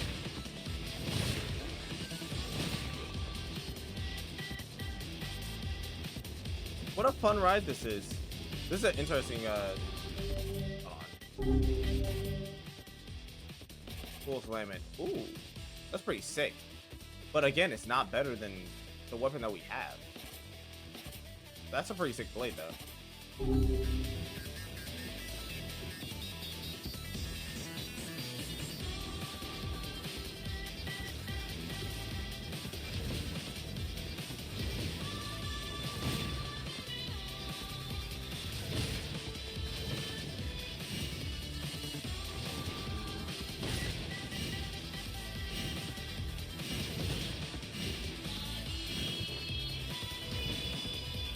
I'm out of magic.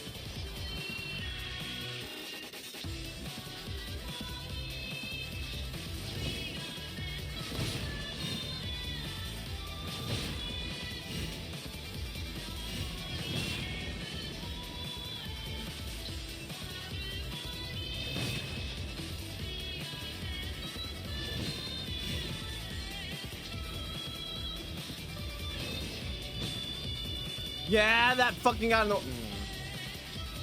Am I meant to take out all of them in my path? I am.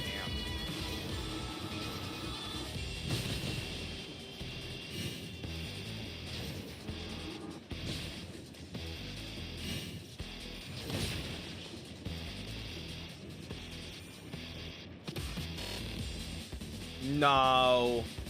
Remember the Sega investment? The P4R comes in April 1st, 2026 through 2027, so maybe in between. No. Fuck no. That is ridiculous. It's not coming in 2027. That's too long. 2026 through 2027? No. That's too long for them to wait. P4R is coming sooner than you think. Because there's the thing, if it got put on the wish list, there's no way they're waiting that long for something like that. Oh my god.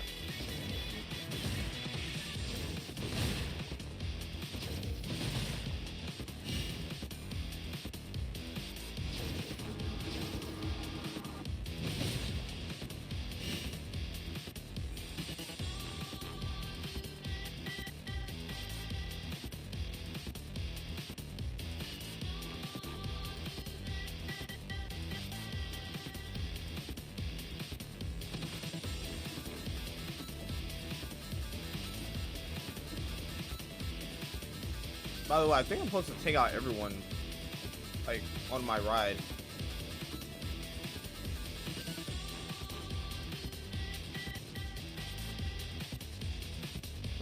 Oh shit, that scared the hell out of me.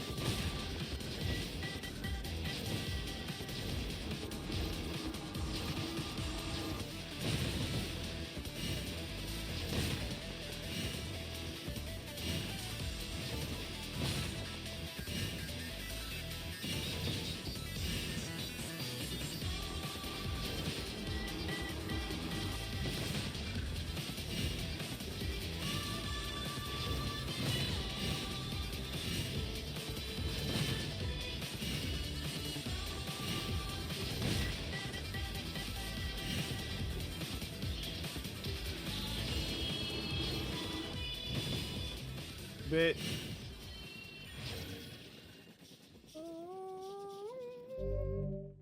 Obtain the samurai outfit. 4,000 experience obtained. And also P5X having the P3R collab in China at the moment. We'll probably get that in time.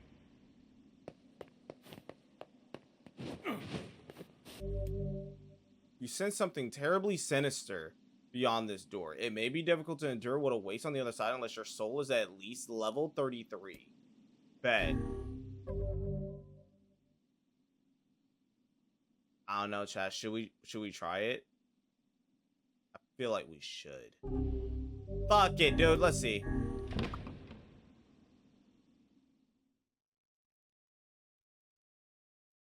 Oh shit, I forgot to save. Oh well.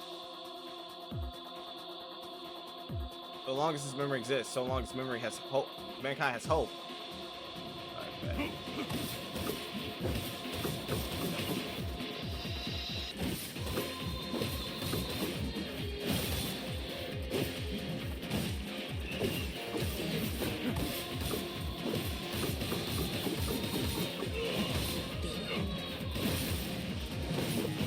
What is this? Oh, this is I know where this place is.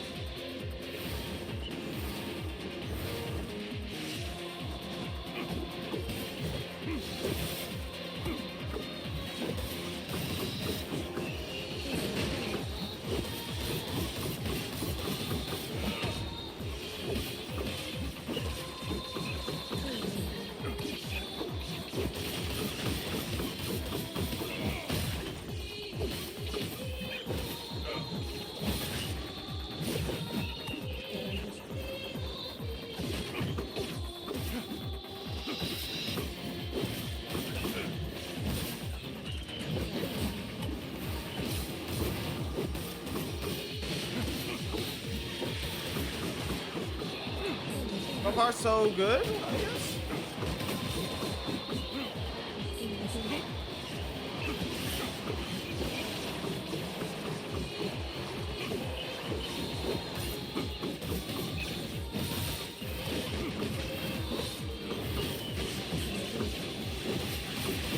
So far, so good, chat. So far, so good, chat.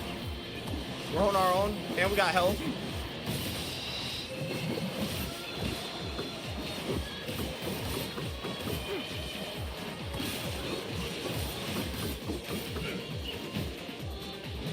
I will say though, my fucking hand is getting tired as fuck.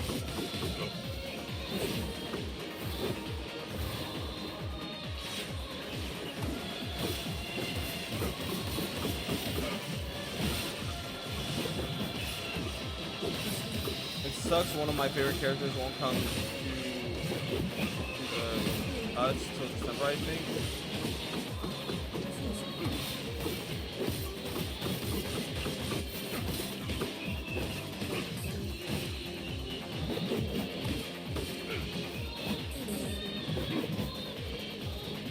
A little bit overkill. Hi, buddy.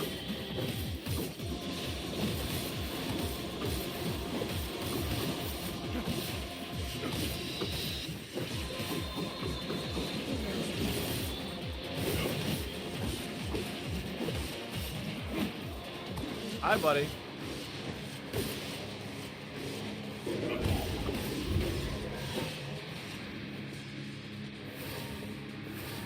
Okay, for this, what?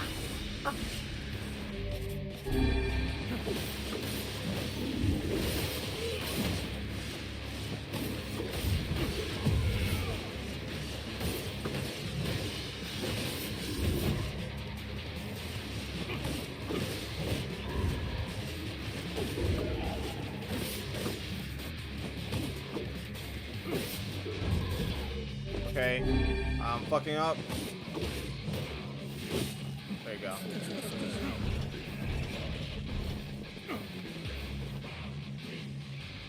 Whew. And who's your favorite character? If you don't mind me asking. Foolish human, foolish human, foolish human, foolish vessel. Oh, hi.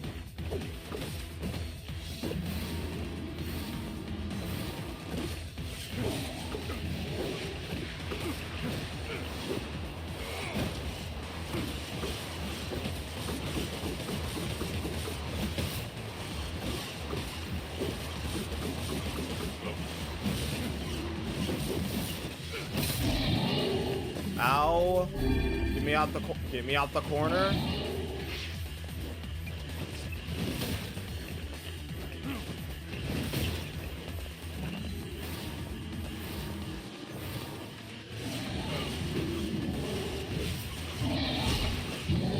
right, bro.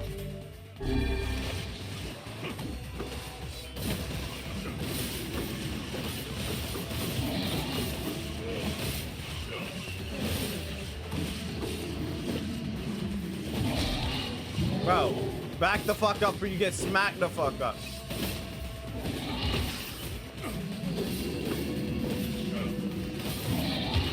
Bro, back the fuck up or you get smacked.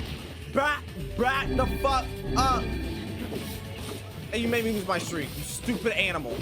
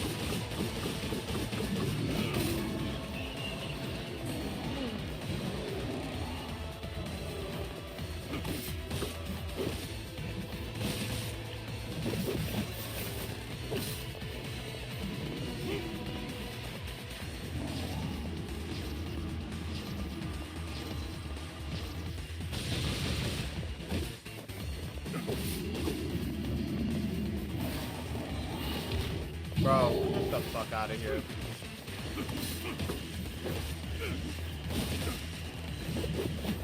Finally dead. Jesus.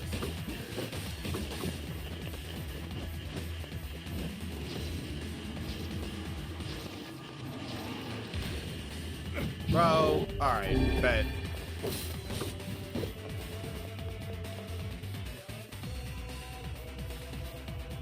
I'll keep that a secret until she releases. Oh, so it's a she. Got it.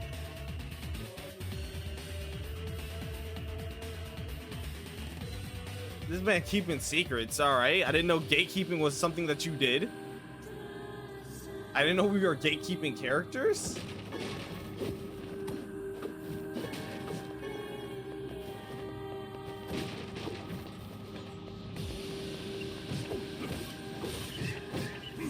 Oh my, hey, what the fuck?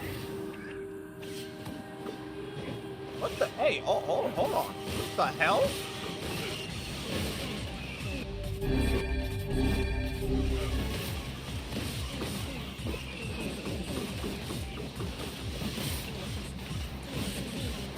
Yeah, they tried to jump her, brother. Nah. What the fuck y'all think this was? Not taking this.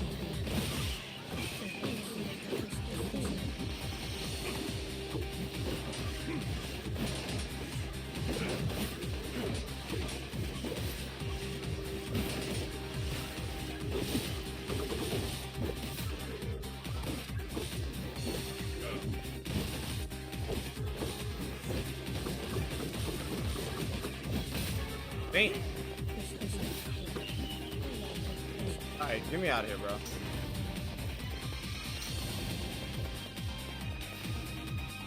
It seems we have been shut. Of course. But I will not be shut in without my powers. That's for damn sure. Bring it. I know what type of time y'all on. Jump Central. Bro, this power is so useful.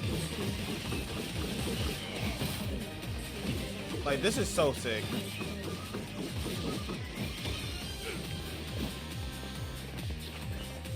But I might say the character's name. Yeah, but I'm saying, like, is it a spoiler or something? Like, the fuck?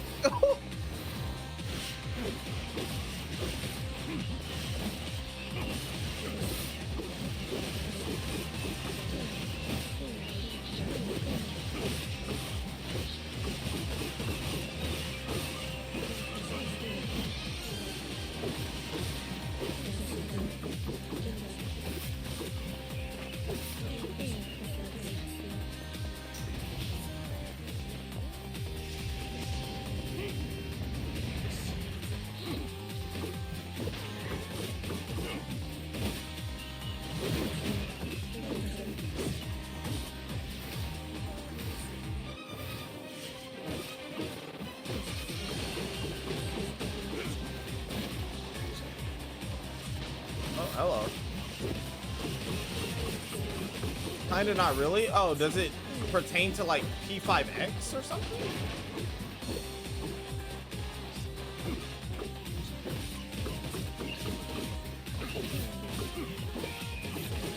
Oh, I guess?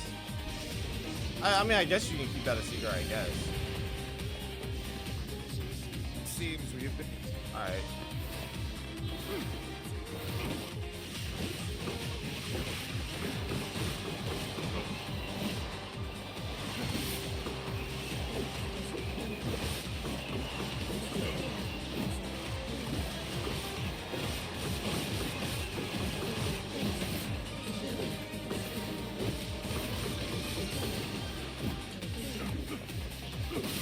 Yeah, needing to be level. Her name is Runa. Yeah, that name does not mean anything to me. Who the fuck that be, bro? That name literally means nothing to me at this moment in time. Because, mind you, I've not gotten into. Dang! Hey, buddy. I don't like that.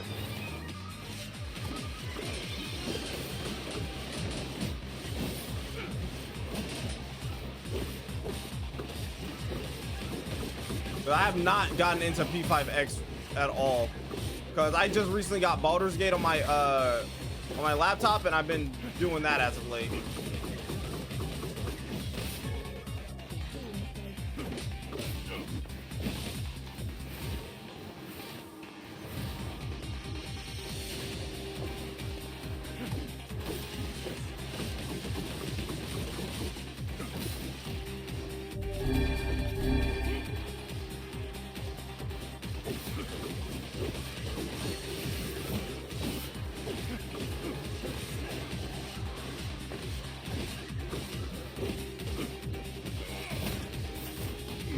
And I plead, do you not, bro, fix the fucking camera.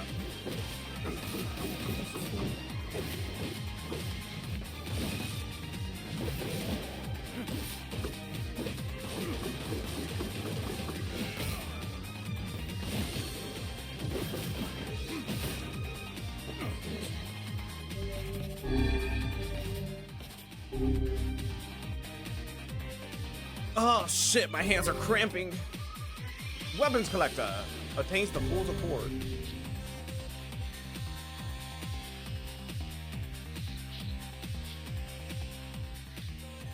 Do not bring the light, do not bring the vessel, do not bring back the future, do not bring it back.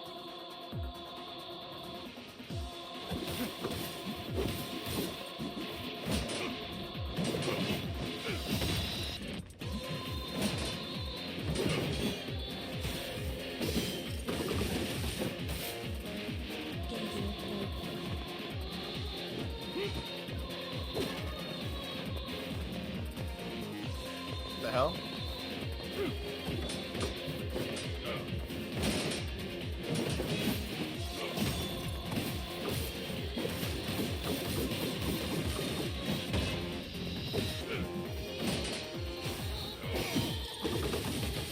Yep.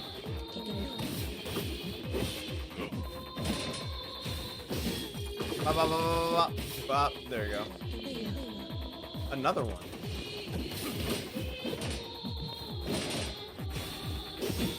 Bop, bop, bop, bop, bop, bop. Bop. Bop, bop, bop, bop, bop, bop.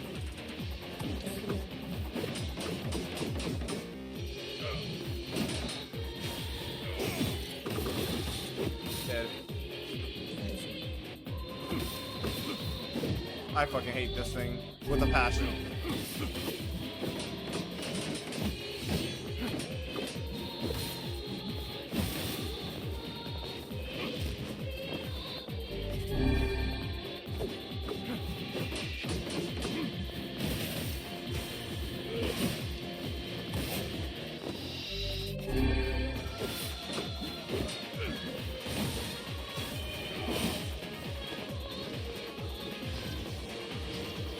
Alright, I'm about to destroy this man's whole career. Watch this. Bah, bah, bah, bah, bah, bah, bah.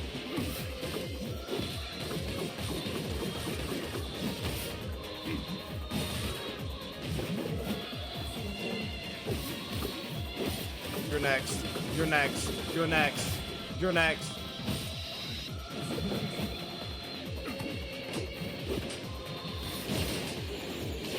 Alright, so y'all want to be egregious.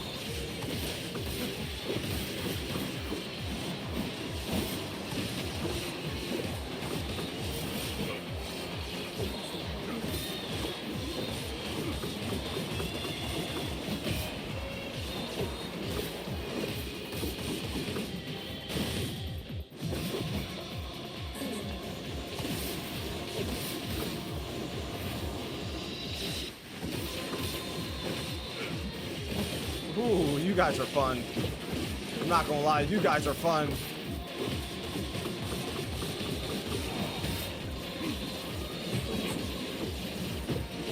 Alright, alright.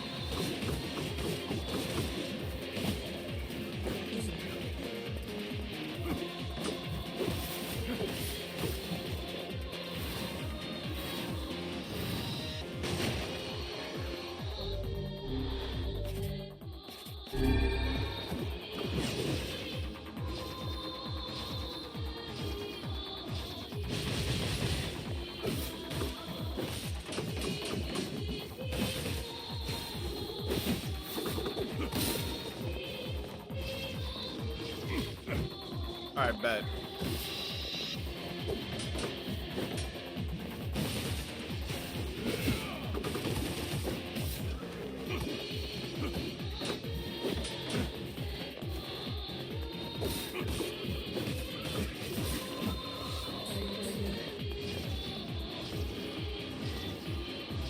How's the second run going? Bro, I just fucking read it, god damn. Can I please be locked in, my nigga? Damn.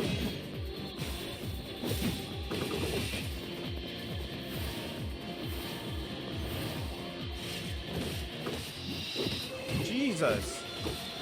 By the way, how you doing, hero? What?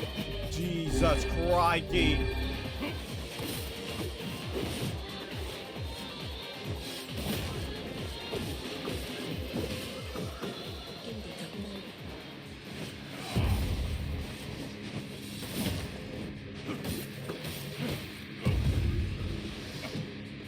All right, bro.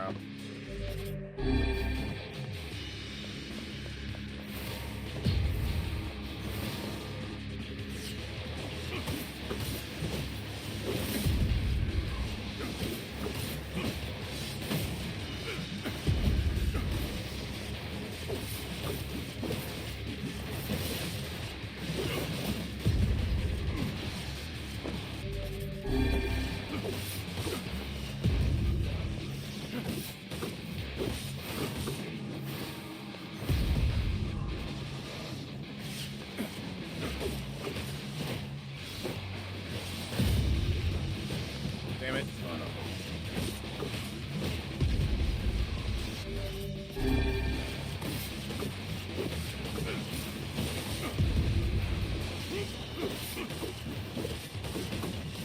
Ah! Oh shit! Oh shit!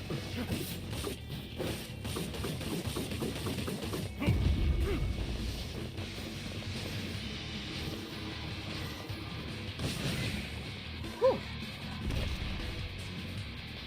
Not when I'm asking the question, boyo, but I'm exhausted. Need wine or liquor or any fashion of any fashion. Working on my third Red Bull before stream. What the fuck, hero?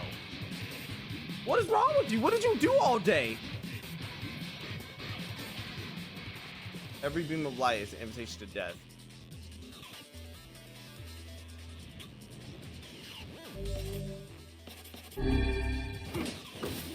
Bro, my hands are fucking cramping, dude.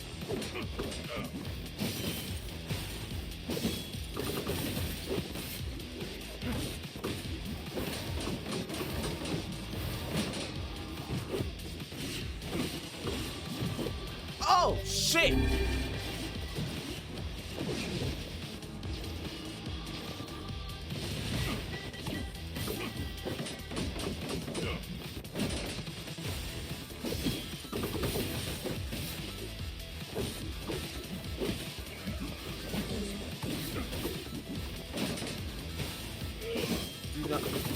been up since noon, moving shit, man. You're not lecturing me about moderation. I need this. I'm not lecturing you. I'm just saying what you've been doing all day.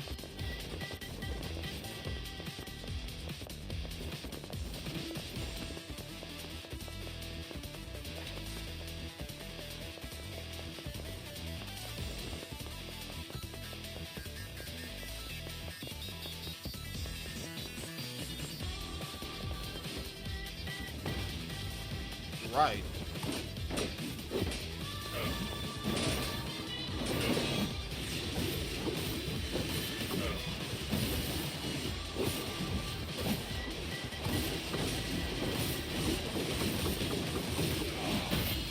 All right.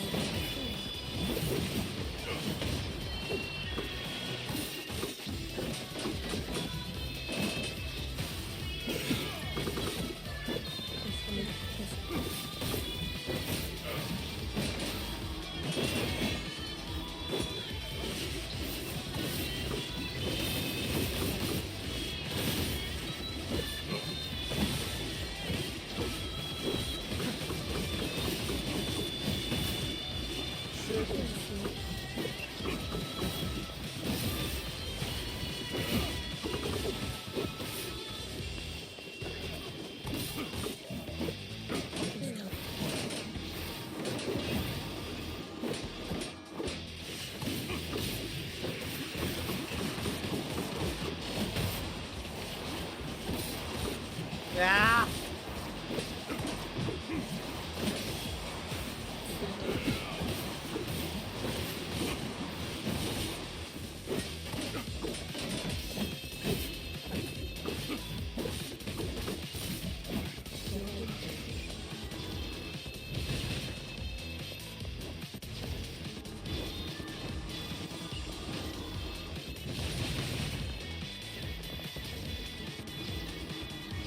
This man said, washing machine, dryers, dressers, bed frames, all the furniture goes around and oh my god.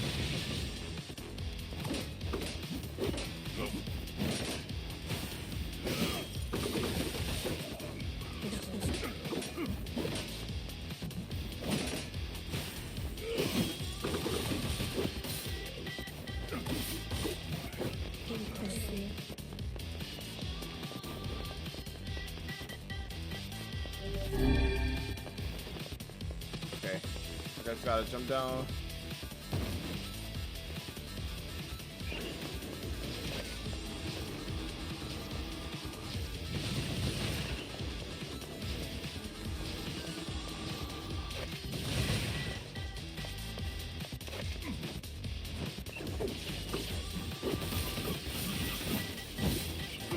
For a minute, I thought I was gonna have to attack from afar.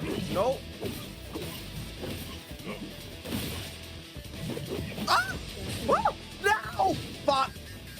Ah. For a minute, I thought that was an instant game over. I was about to be angry as a motherfucker, bro.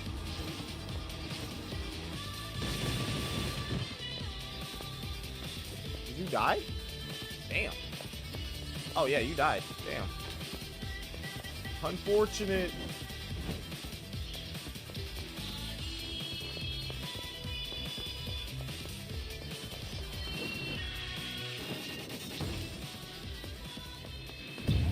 Oh!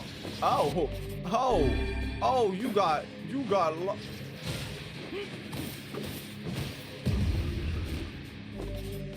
okay.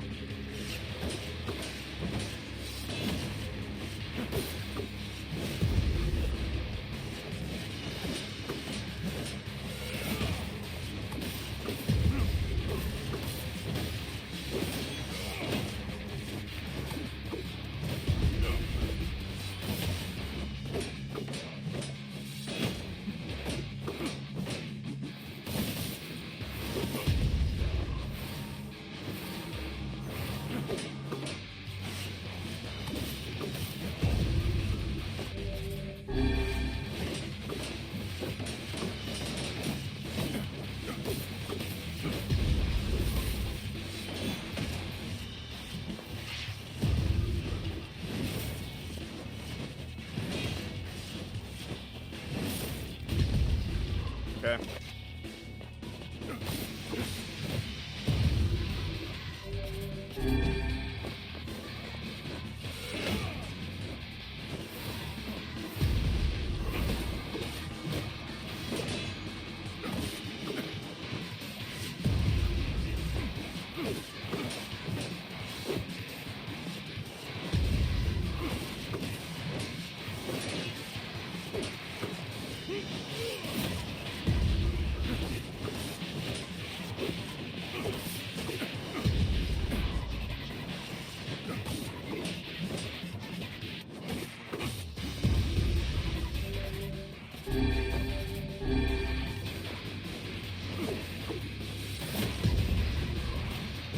Okay, dude.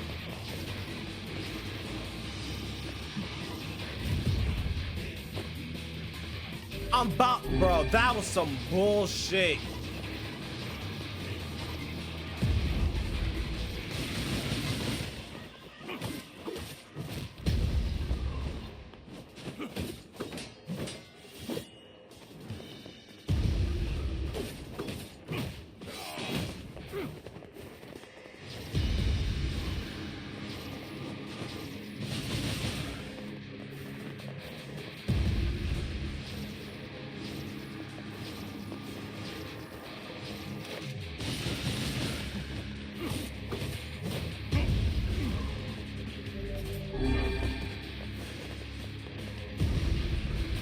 I fucking hit X, but sure, fucking whatever. Inputs don't fucking work.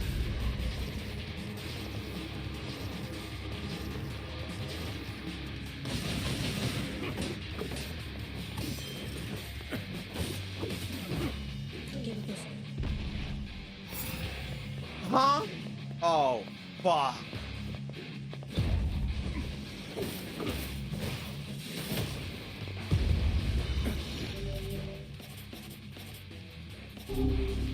Bet. I just gotta lock in.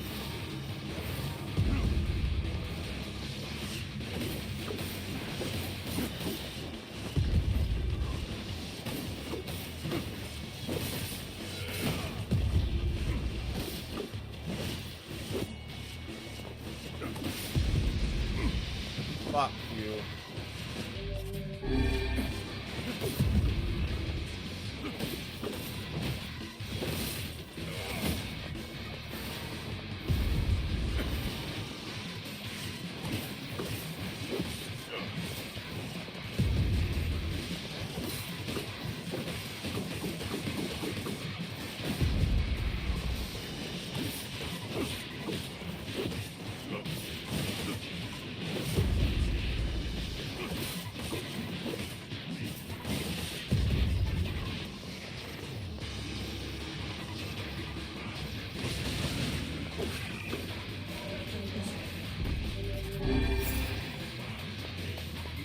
Oh boy.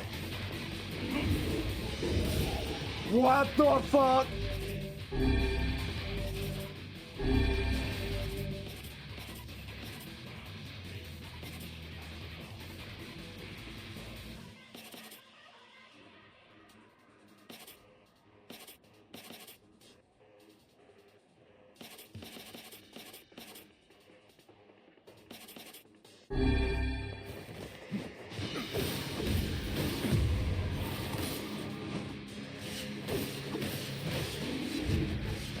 Okay.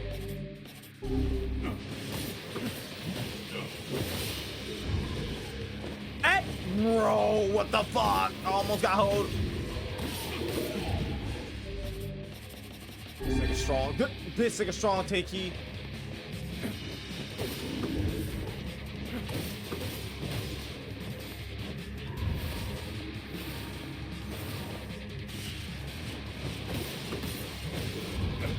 Bro, what the? Oh my god, I'm about to be pissed off. I'm about to be pissed off. I'm about to be pissed off. Because he keeps knocking me off. Please. Big drop. Bro, fuck off. Okay, hold on.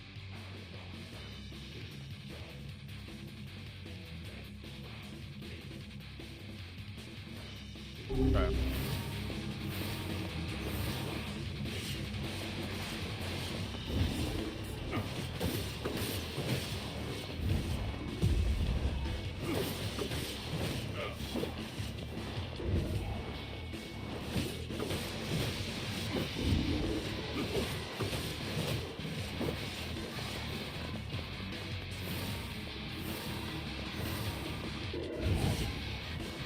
I'm about to lose my shit, dude.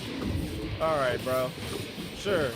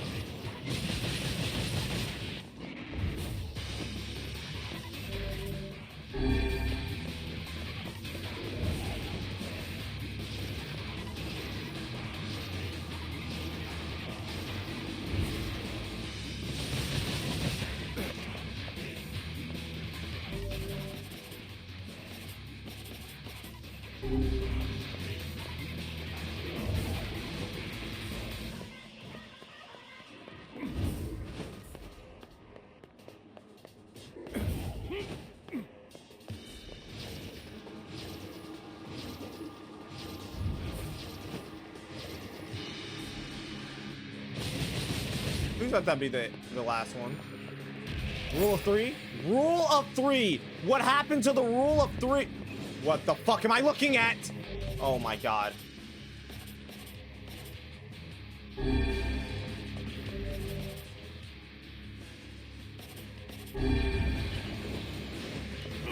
Fuck am I looking at, dude? And then I got this shit to... Oh my god. I'm out of heals.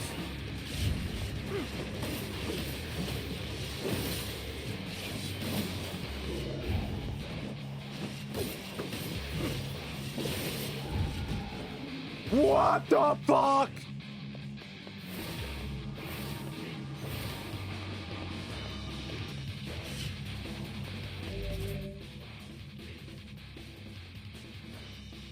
I'm about to lose it, bro. Okay, cool.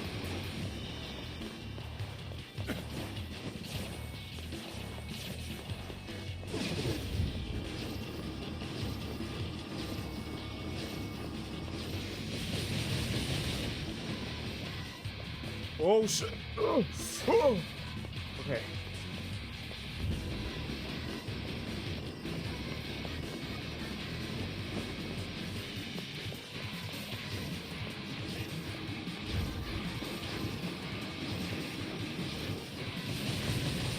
No! Ooh. 1 HP in a dream. 1 HP in a dream.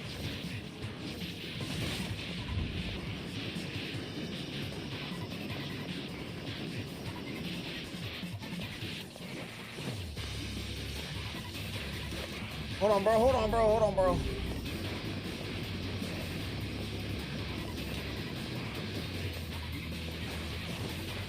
Hold on, bro. Bro, we got 1 HP in a dream, dude. My hands are sweating. Knees weak. Arms are heavy, bro. All right.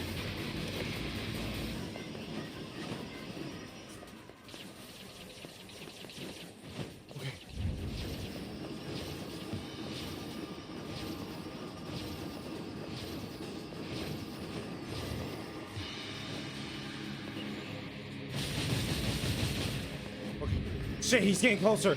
Oh shit. Chat. Chat, hold me. Hold me.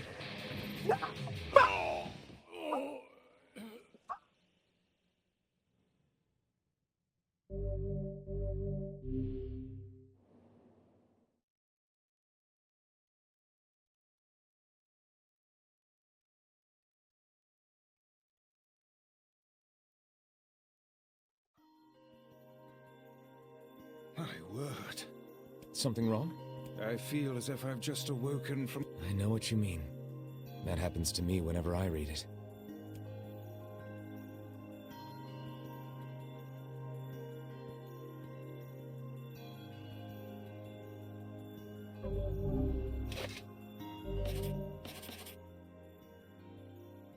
We got what we came for. I'll be back. I'll be back. I'll be back. Mark my fucking words, I'll be back. I will be back for that bitch's bro. I will I will be back. I will be back. I can't go through another mental strain like that. But I will be back. Trust a brother. I will be back. I will be fucking back.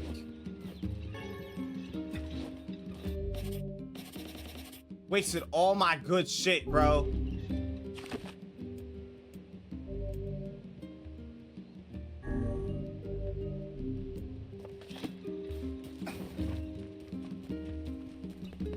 Oh, I'm pissed. Oh, I'm pissed. You can earn it back? Bro. I'm pissed. Oh, I'm pissed. That nigga's dying today, bro. Thanks for coming. I need my heals. Things sure are. I need my heals. I need my heals. I ran past the shop owner of the heals. I need heals. I don't give a fuck if you work with Popola or not. I need my shit.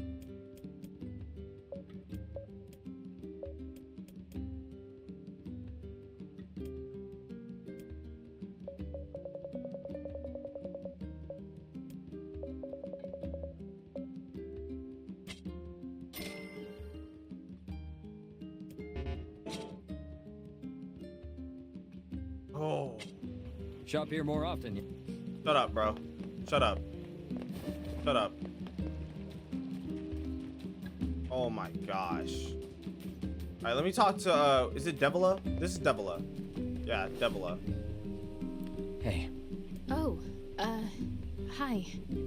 I kinda thought you'd never talk to us again. I understand you're doing this for the village, and that you don't have a choice.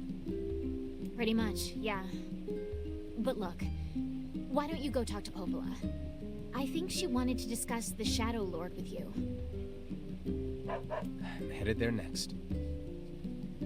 Oh, and Devila? Yeah? Sorry about yesterday. I shouldn't have lost my temper like that. You don't need to apologize. Anyone would be upset when their friends are hurting. Let Emil and Kaine know that we're sorry, alright? All right.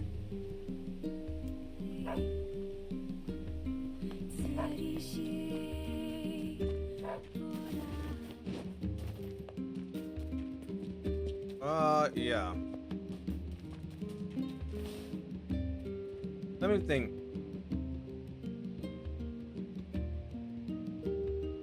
I'm trying to think. I think I'm gonna get a couple of fragments and then I'm gonna end stream for tonight. But that shit was.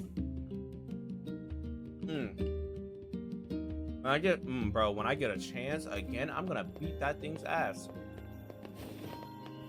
I was this close. I was this close. Popola? Oh, hello. Look, I want to apologize for Stop. You didn't do anything wrong. Yeah, but neither did you. You're just trying to protect the villagers.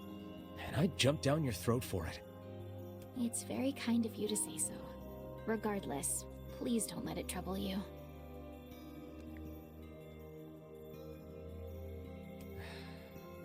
Ahem. I believe there was something you wished to discuss with us. Oh, right. Yes, about that. You know about the lost shrine, right? The temple where I was first discovered. That's it. Well, it seems that the Shadow Lord's lair is connected to it somehow. Oh ho. It was right under our pages the whole time. But the bridge that leads there is unusable. So take a boat. A boat? Yes, the canal's finally been repaired. It took a lot longer than expected. Oh, we still gotta do what this with the bullshit. I shades and forgot. all. I also asked them to provide a boat at the path to the Lost Shrine's back entrance. The ferryman will let you use it free of charge. That should make it easier for you to move from town to town. It's gonna be interesting now that we know what the shades are, because like now it's like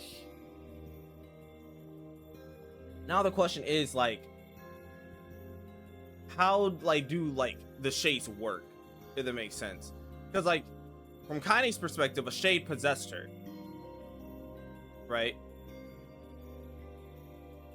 And the shade's name is Tyrann, right? Like, how does that possession shit work? Thanks, Popola. Like, we know that some shades have like a mind of their own. What the fuck? Is that a fly in my room? I'm trying to, bro. That shit pissed me off, I feel Bro. like you've done so much for me. bro. First that enemy and then that boss. I'm going to beat the fuck out of this fly. I'm really grateful. All right. I'll see you around. And for the love of everything, be careful.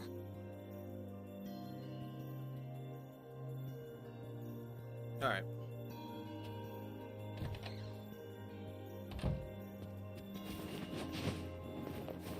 Bro, 5 years and they didn't fix the roof on this bitch. They didn't clear the debris. They just left everything the way it was. Like, if you can't fix the roof, at least clear the library. Like, what's the excuse there? Outside of just laziness, you know? Like, The path above Just the saying. entrance to the shopping district should lead to the boat landing. The Lost Shrine's up ahead, just past this cave. they're trying to find out where we have to go for the lost Cerberus. What the fuck? Hold on, chat.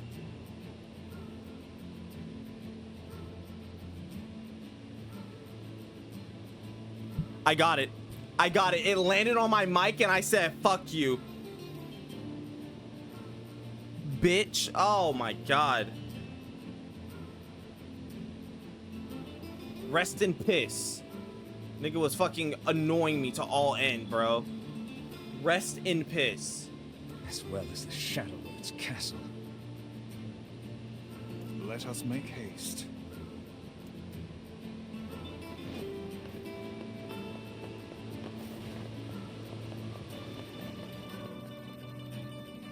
Alright.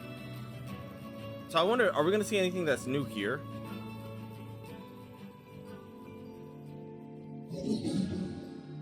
Oh.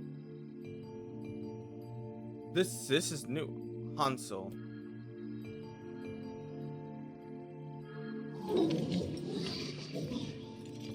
What do you want? Go away, dirty, defective swine. I'm not like you, I'm different.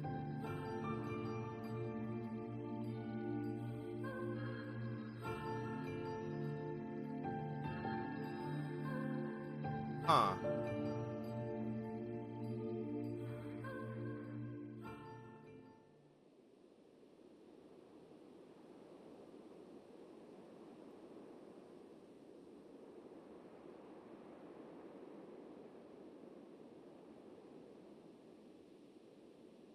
Okay.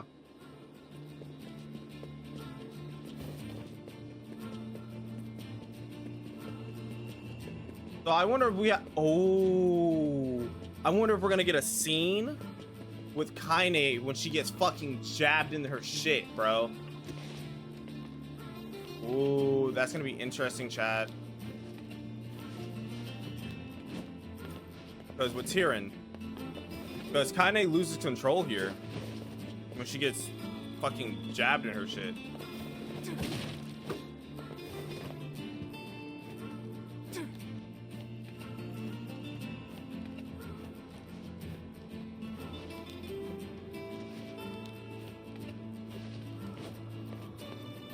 Alright.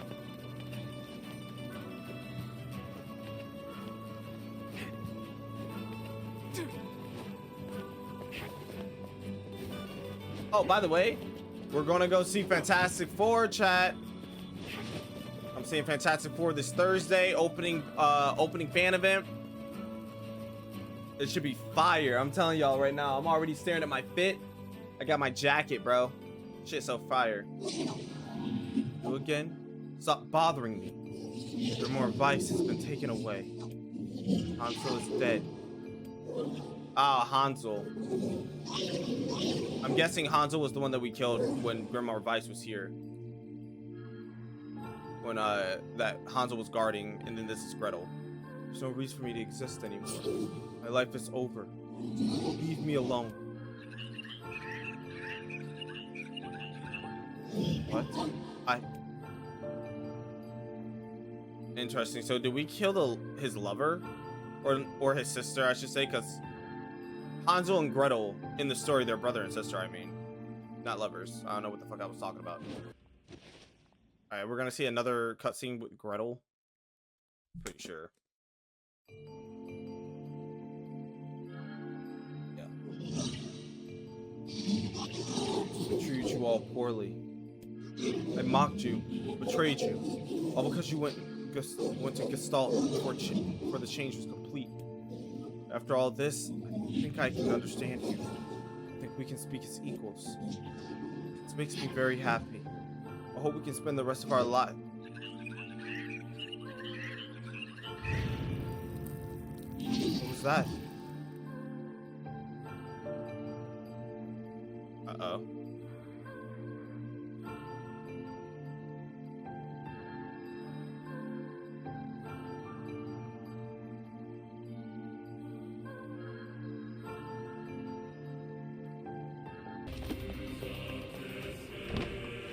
All right, let's see what they got for us. Or let's see at least what they got going on here.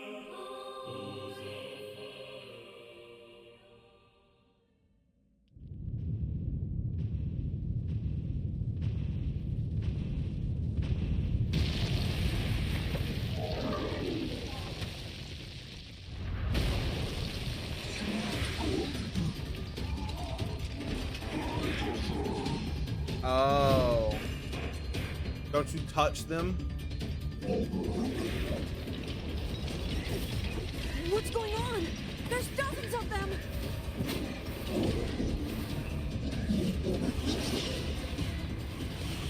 These are creatures of the Oh. darkness. Lure them to the light. That's sad. Pathetic to the end, I see. Aim for that statue. It's the leader. That's sad. Damn.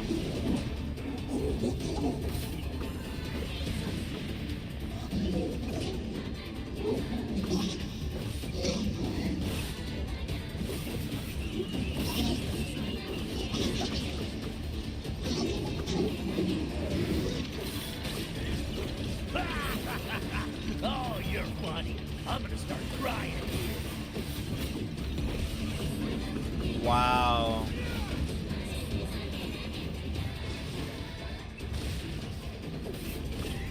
That's sad. Okay. Foolish creatures. You cannot hope to best me. These little bastards just keep coming. These creatures cannot abide the sun. Lure them into the light.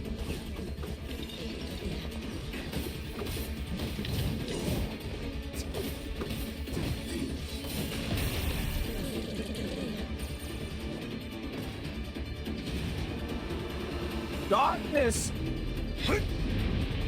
On! Deflect! Oh, you! How you felled the beast.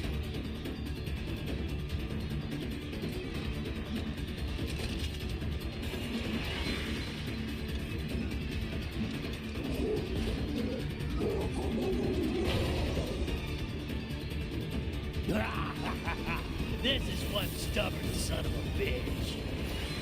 Damn it, damn it, damn it! Hey there, sunshine. You ain't feeling bad this week, are ya? Ain't no turning back now. You gotta bust the blood. Embrace the slaughter. All we know is the thrill of battle. Ain't that right, Kaine? Oh! Oh!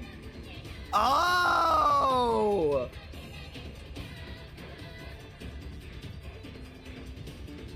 That's crazy! That's wild!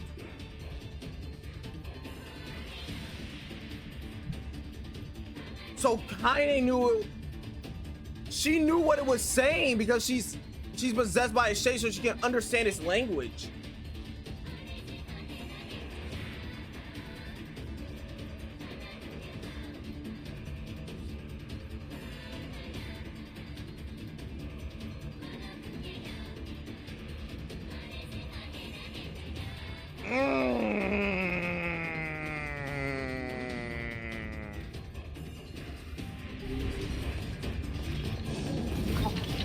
I fear they cook. I fear they cook. And right now they're still cooking. This shit is a 5-star Michelin meal right now in this bitch. Oh fuck. Kaine!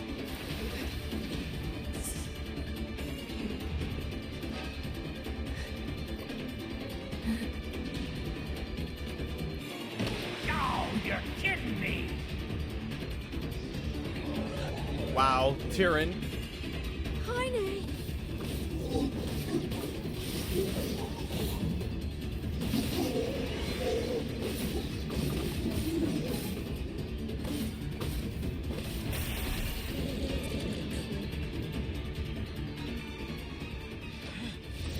Darkness, lights.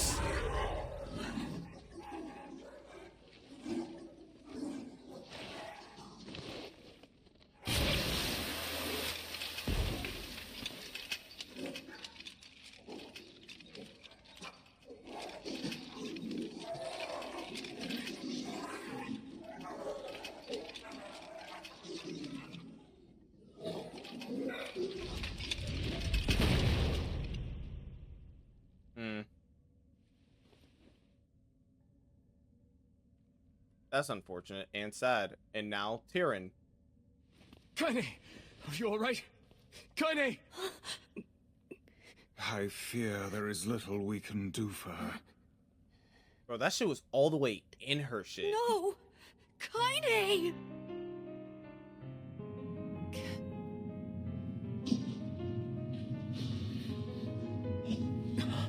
What is happening?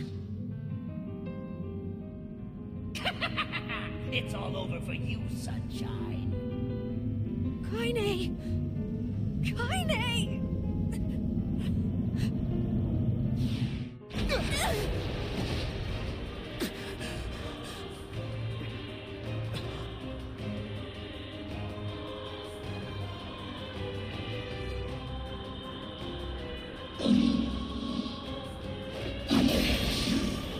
And that's Tyrion.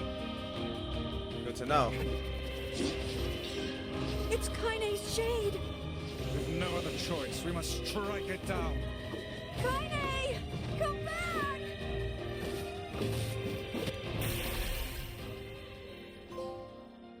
A true friend. Oh dear. Light work.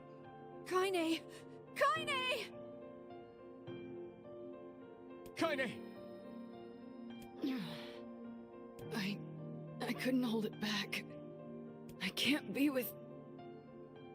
We're always going to be together, Kaine. If you transform again, we'll just stop it again. As many times as it takes. I don't care how tough it is. We're gonna get you back. I like sleeping outside because I'm with you, Kaine. I'm able to ignore my appearance and keep going because of you. I'm weak, and I'm sad, and I'm lonely. But you make me strong. You're my friend, and I need you. So don't you dare leave me!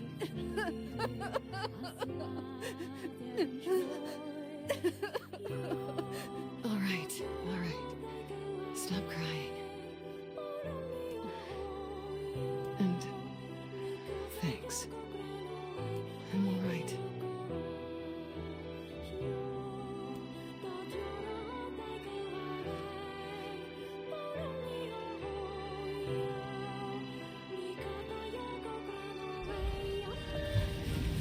Over there.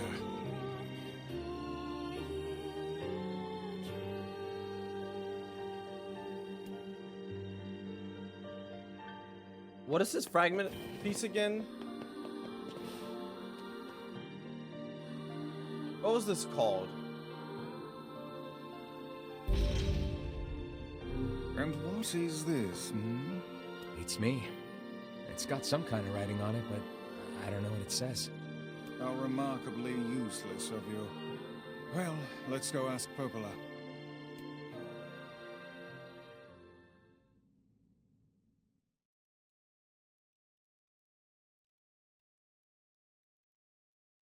It's a cipher of some kind.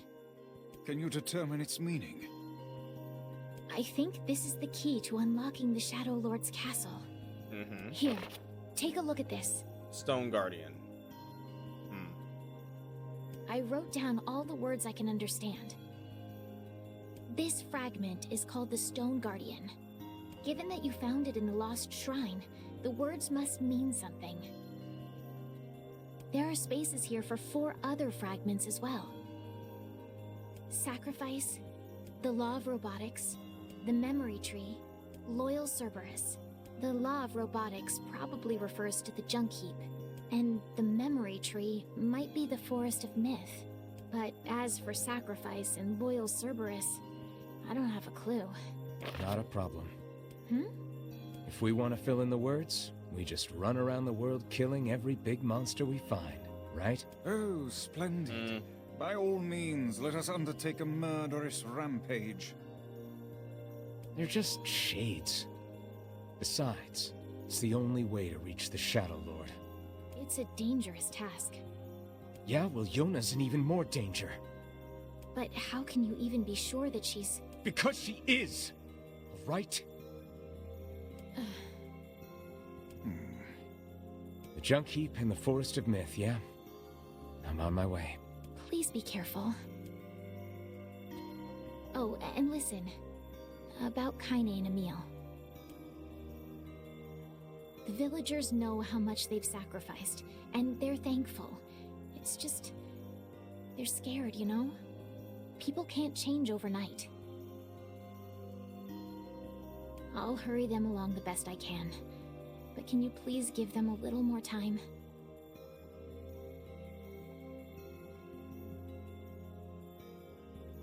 I'll try.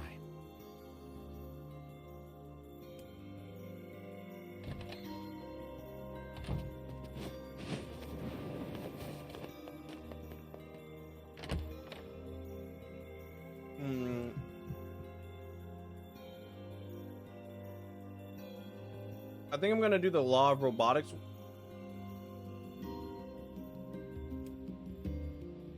We're gonna head for the Junk Heap first. Popola said we might be able to find a key fragment And in then the Junk Heap. we're going to, and then next room we're gonna do the Forest of Myth. Do I look like I need to level up for a boss fight? I don't think so, Chief. Why? Because I'm him. I'm Nigaruto, the most Himothy man of all.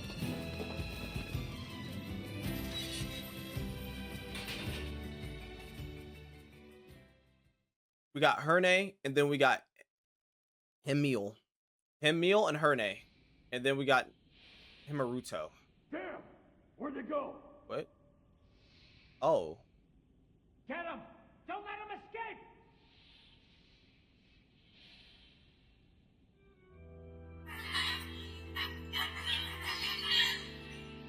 I see something over there!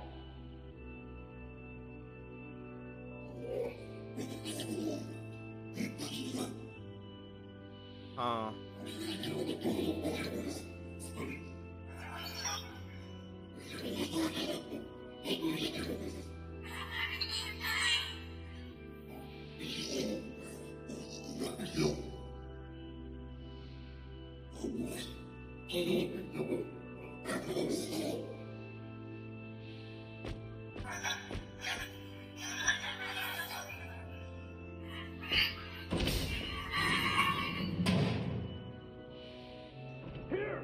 They're in here!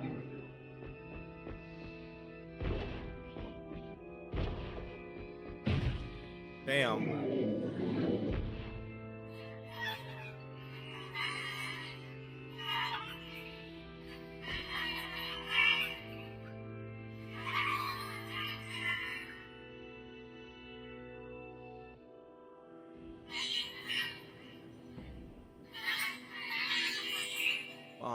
Why?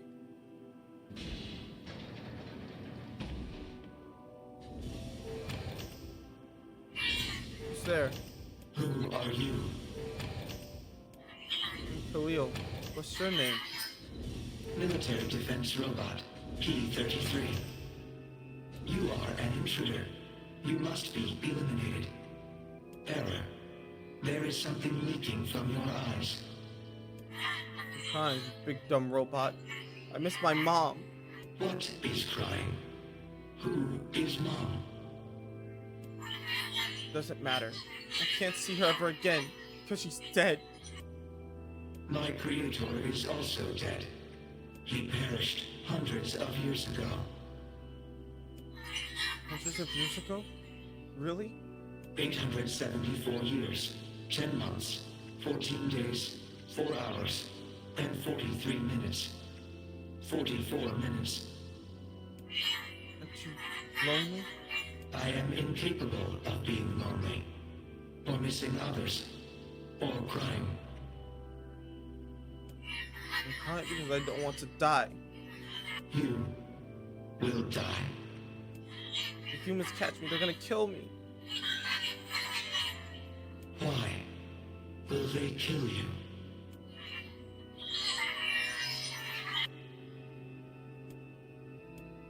I will not permit the humans to kill Khalil.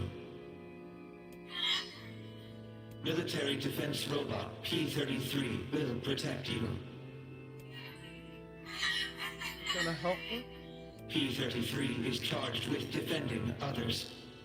P-33 will defend Khalil. Oh, hooray! Thanks, robot. And since we're friends now, I'm gonna call you Beepy. Damn. That's wild. Okay. Okay. Man, there's gotta be tons of machinery here. Yeah, but I don't know how much we can actually use. Oh, wow. Check this out. It looks brand new. Hey, be careful, all right? This place is dangerous. I'll be fine. Oh, no! Huh? Look out! Huh? And you know what's crazy? This kid think the robot and him killed his brother, but it was all on him because he tripped and he tripped on some shit and literally had the place collapse, and they were just standing there. They just saw it happen. Jacob? Oh God, this can't be happening. Jacob! Jacob!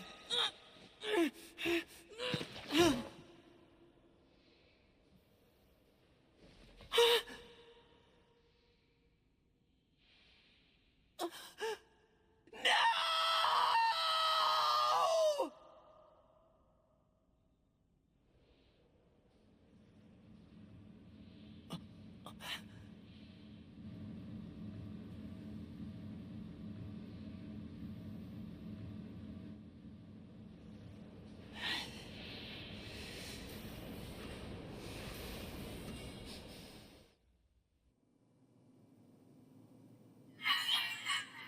Wow, that was scary.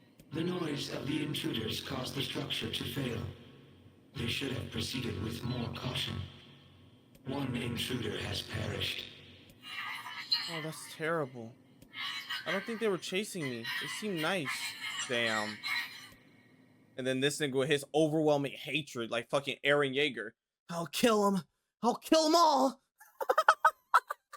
I'll kill them all. Stupid robots. Perhaps we Fucking should speak to the crash brothers. out. They might know something about this. Fucking crash out, dude.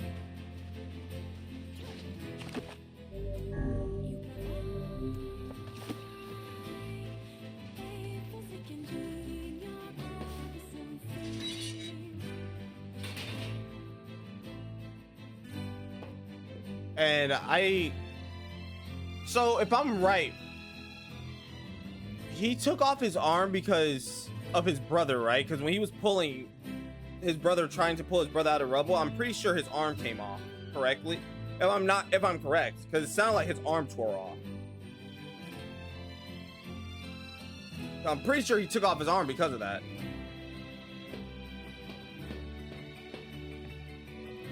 Oh, hey there. It's been a while. You're the little one, aren't you? You've grown up. How fares your brother? My brother's been dead for 4 years. Oh, I see. Please forgive the question. It's okay. I need to ask you something. What is it? You heard any rumors about shades around here? not the little ones. I'm looking for one that's unusually big and powerful. No, I haven't heard about anything like that. But I haven't really been listening. All I want is to destroy robots. Just rip them up. Okay. Never mind then. See you later. Wait! Yes? I recently got my hands on a weapon. A very powerful weapon. Do I have the... I think I have... Do I have the tools for that? I thought you might get some use out of it. I don't know if I have, like, the materials already. Don't we already have this weapon? Shh. These things happen the second time around. Hey! He said, don't we already have this weapon? Shh, these things happen the second time around. Did they just break the fourth wall? Bro, did they just break the fourth wall? Oh my god. This sword has seen better days. Yeah, it's pretty beat up. I mean, there's potential, but it's fairly powerless right now. Can you repair it? I can repair anything with the proper materials. If you'll fix it, I'll get the parts. I'm so glad I decided not to throw this out. I'm gonna need some memory alloy. Only the real big enemies on the second basement level have them, so watch yourself. Also, here's the passcode to get down there. Use it on the elevator. You got it. Return to the surface.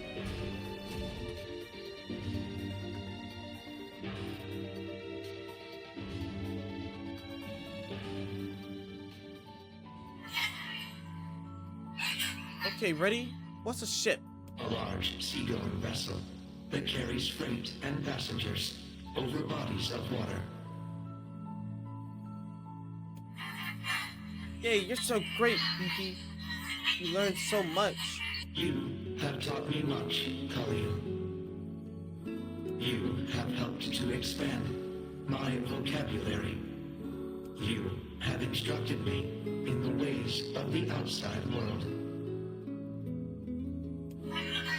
Well, there's tons of stuff I don't know either. Maybe we should leave here and go explore the world. Because we are friends. That's right. Yay, it's gonna be fun. Damn.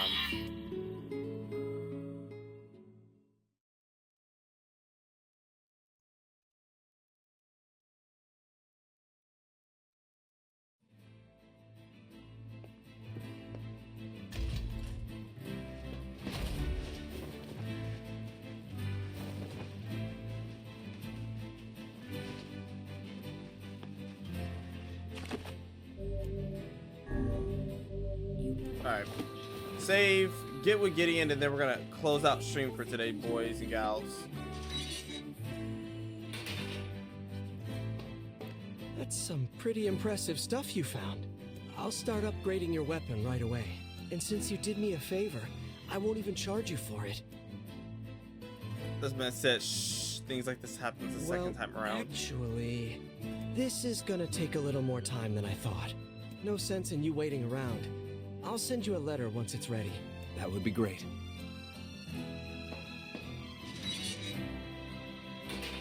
It appears we have some free time on our hands.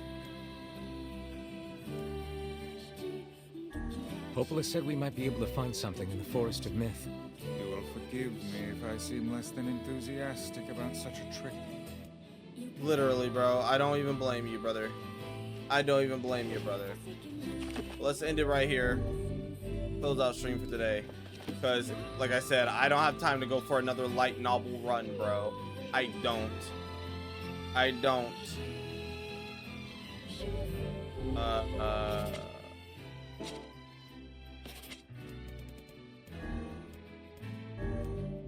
Alright.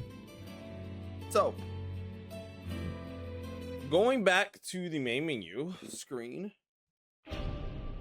Click continue since we don't want that shit to play the game trailer or whatever it does. This is fire. This is fire how this is already playing out.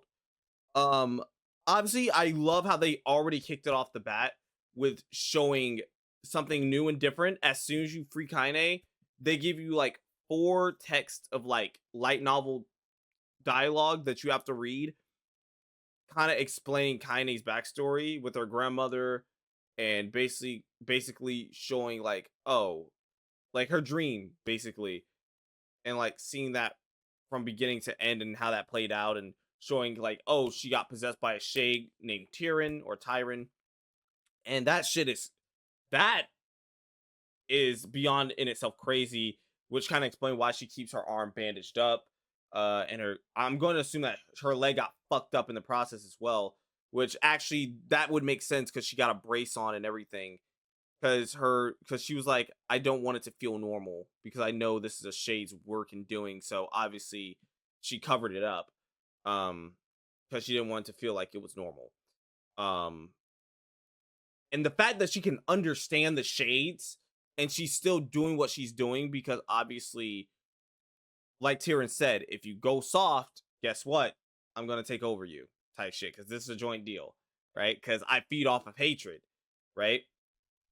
So obviously she feels bad for the shades, but she knows she will get taken over by Tyrion if she doesn't have some form of hatred for someone that she's killing, or have a lust for it, right? So I'm assuming that when she's killing these shades, she does feel compassion for them, but she's also putting her mindset of like, on the likes of, these shades killed my grandmother.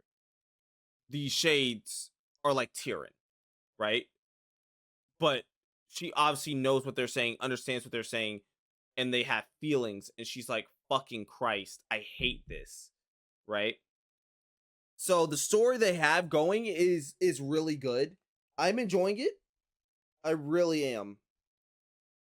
But whoa, it's gonna be heavy, because BP and Khalil, I am not ready to see that shit play out, because that's gonna be sad.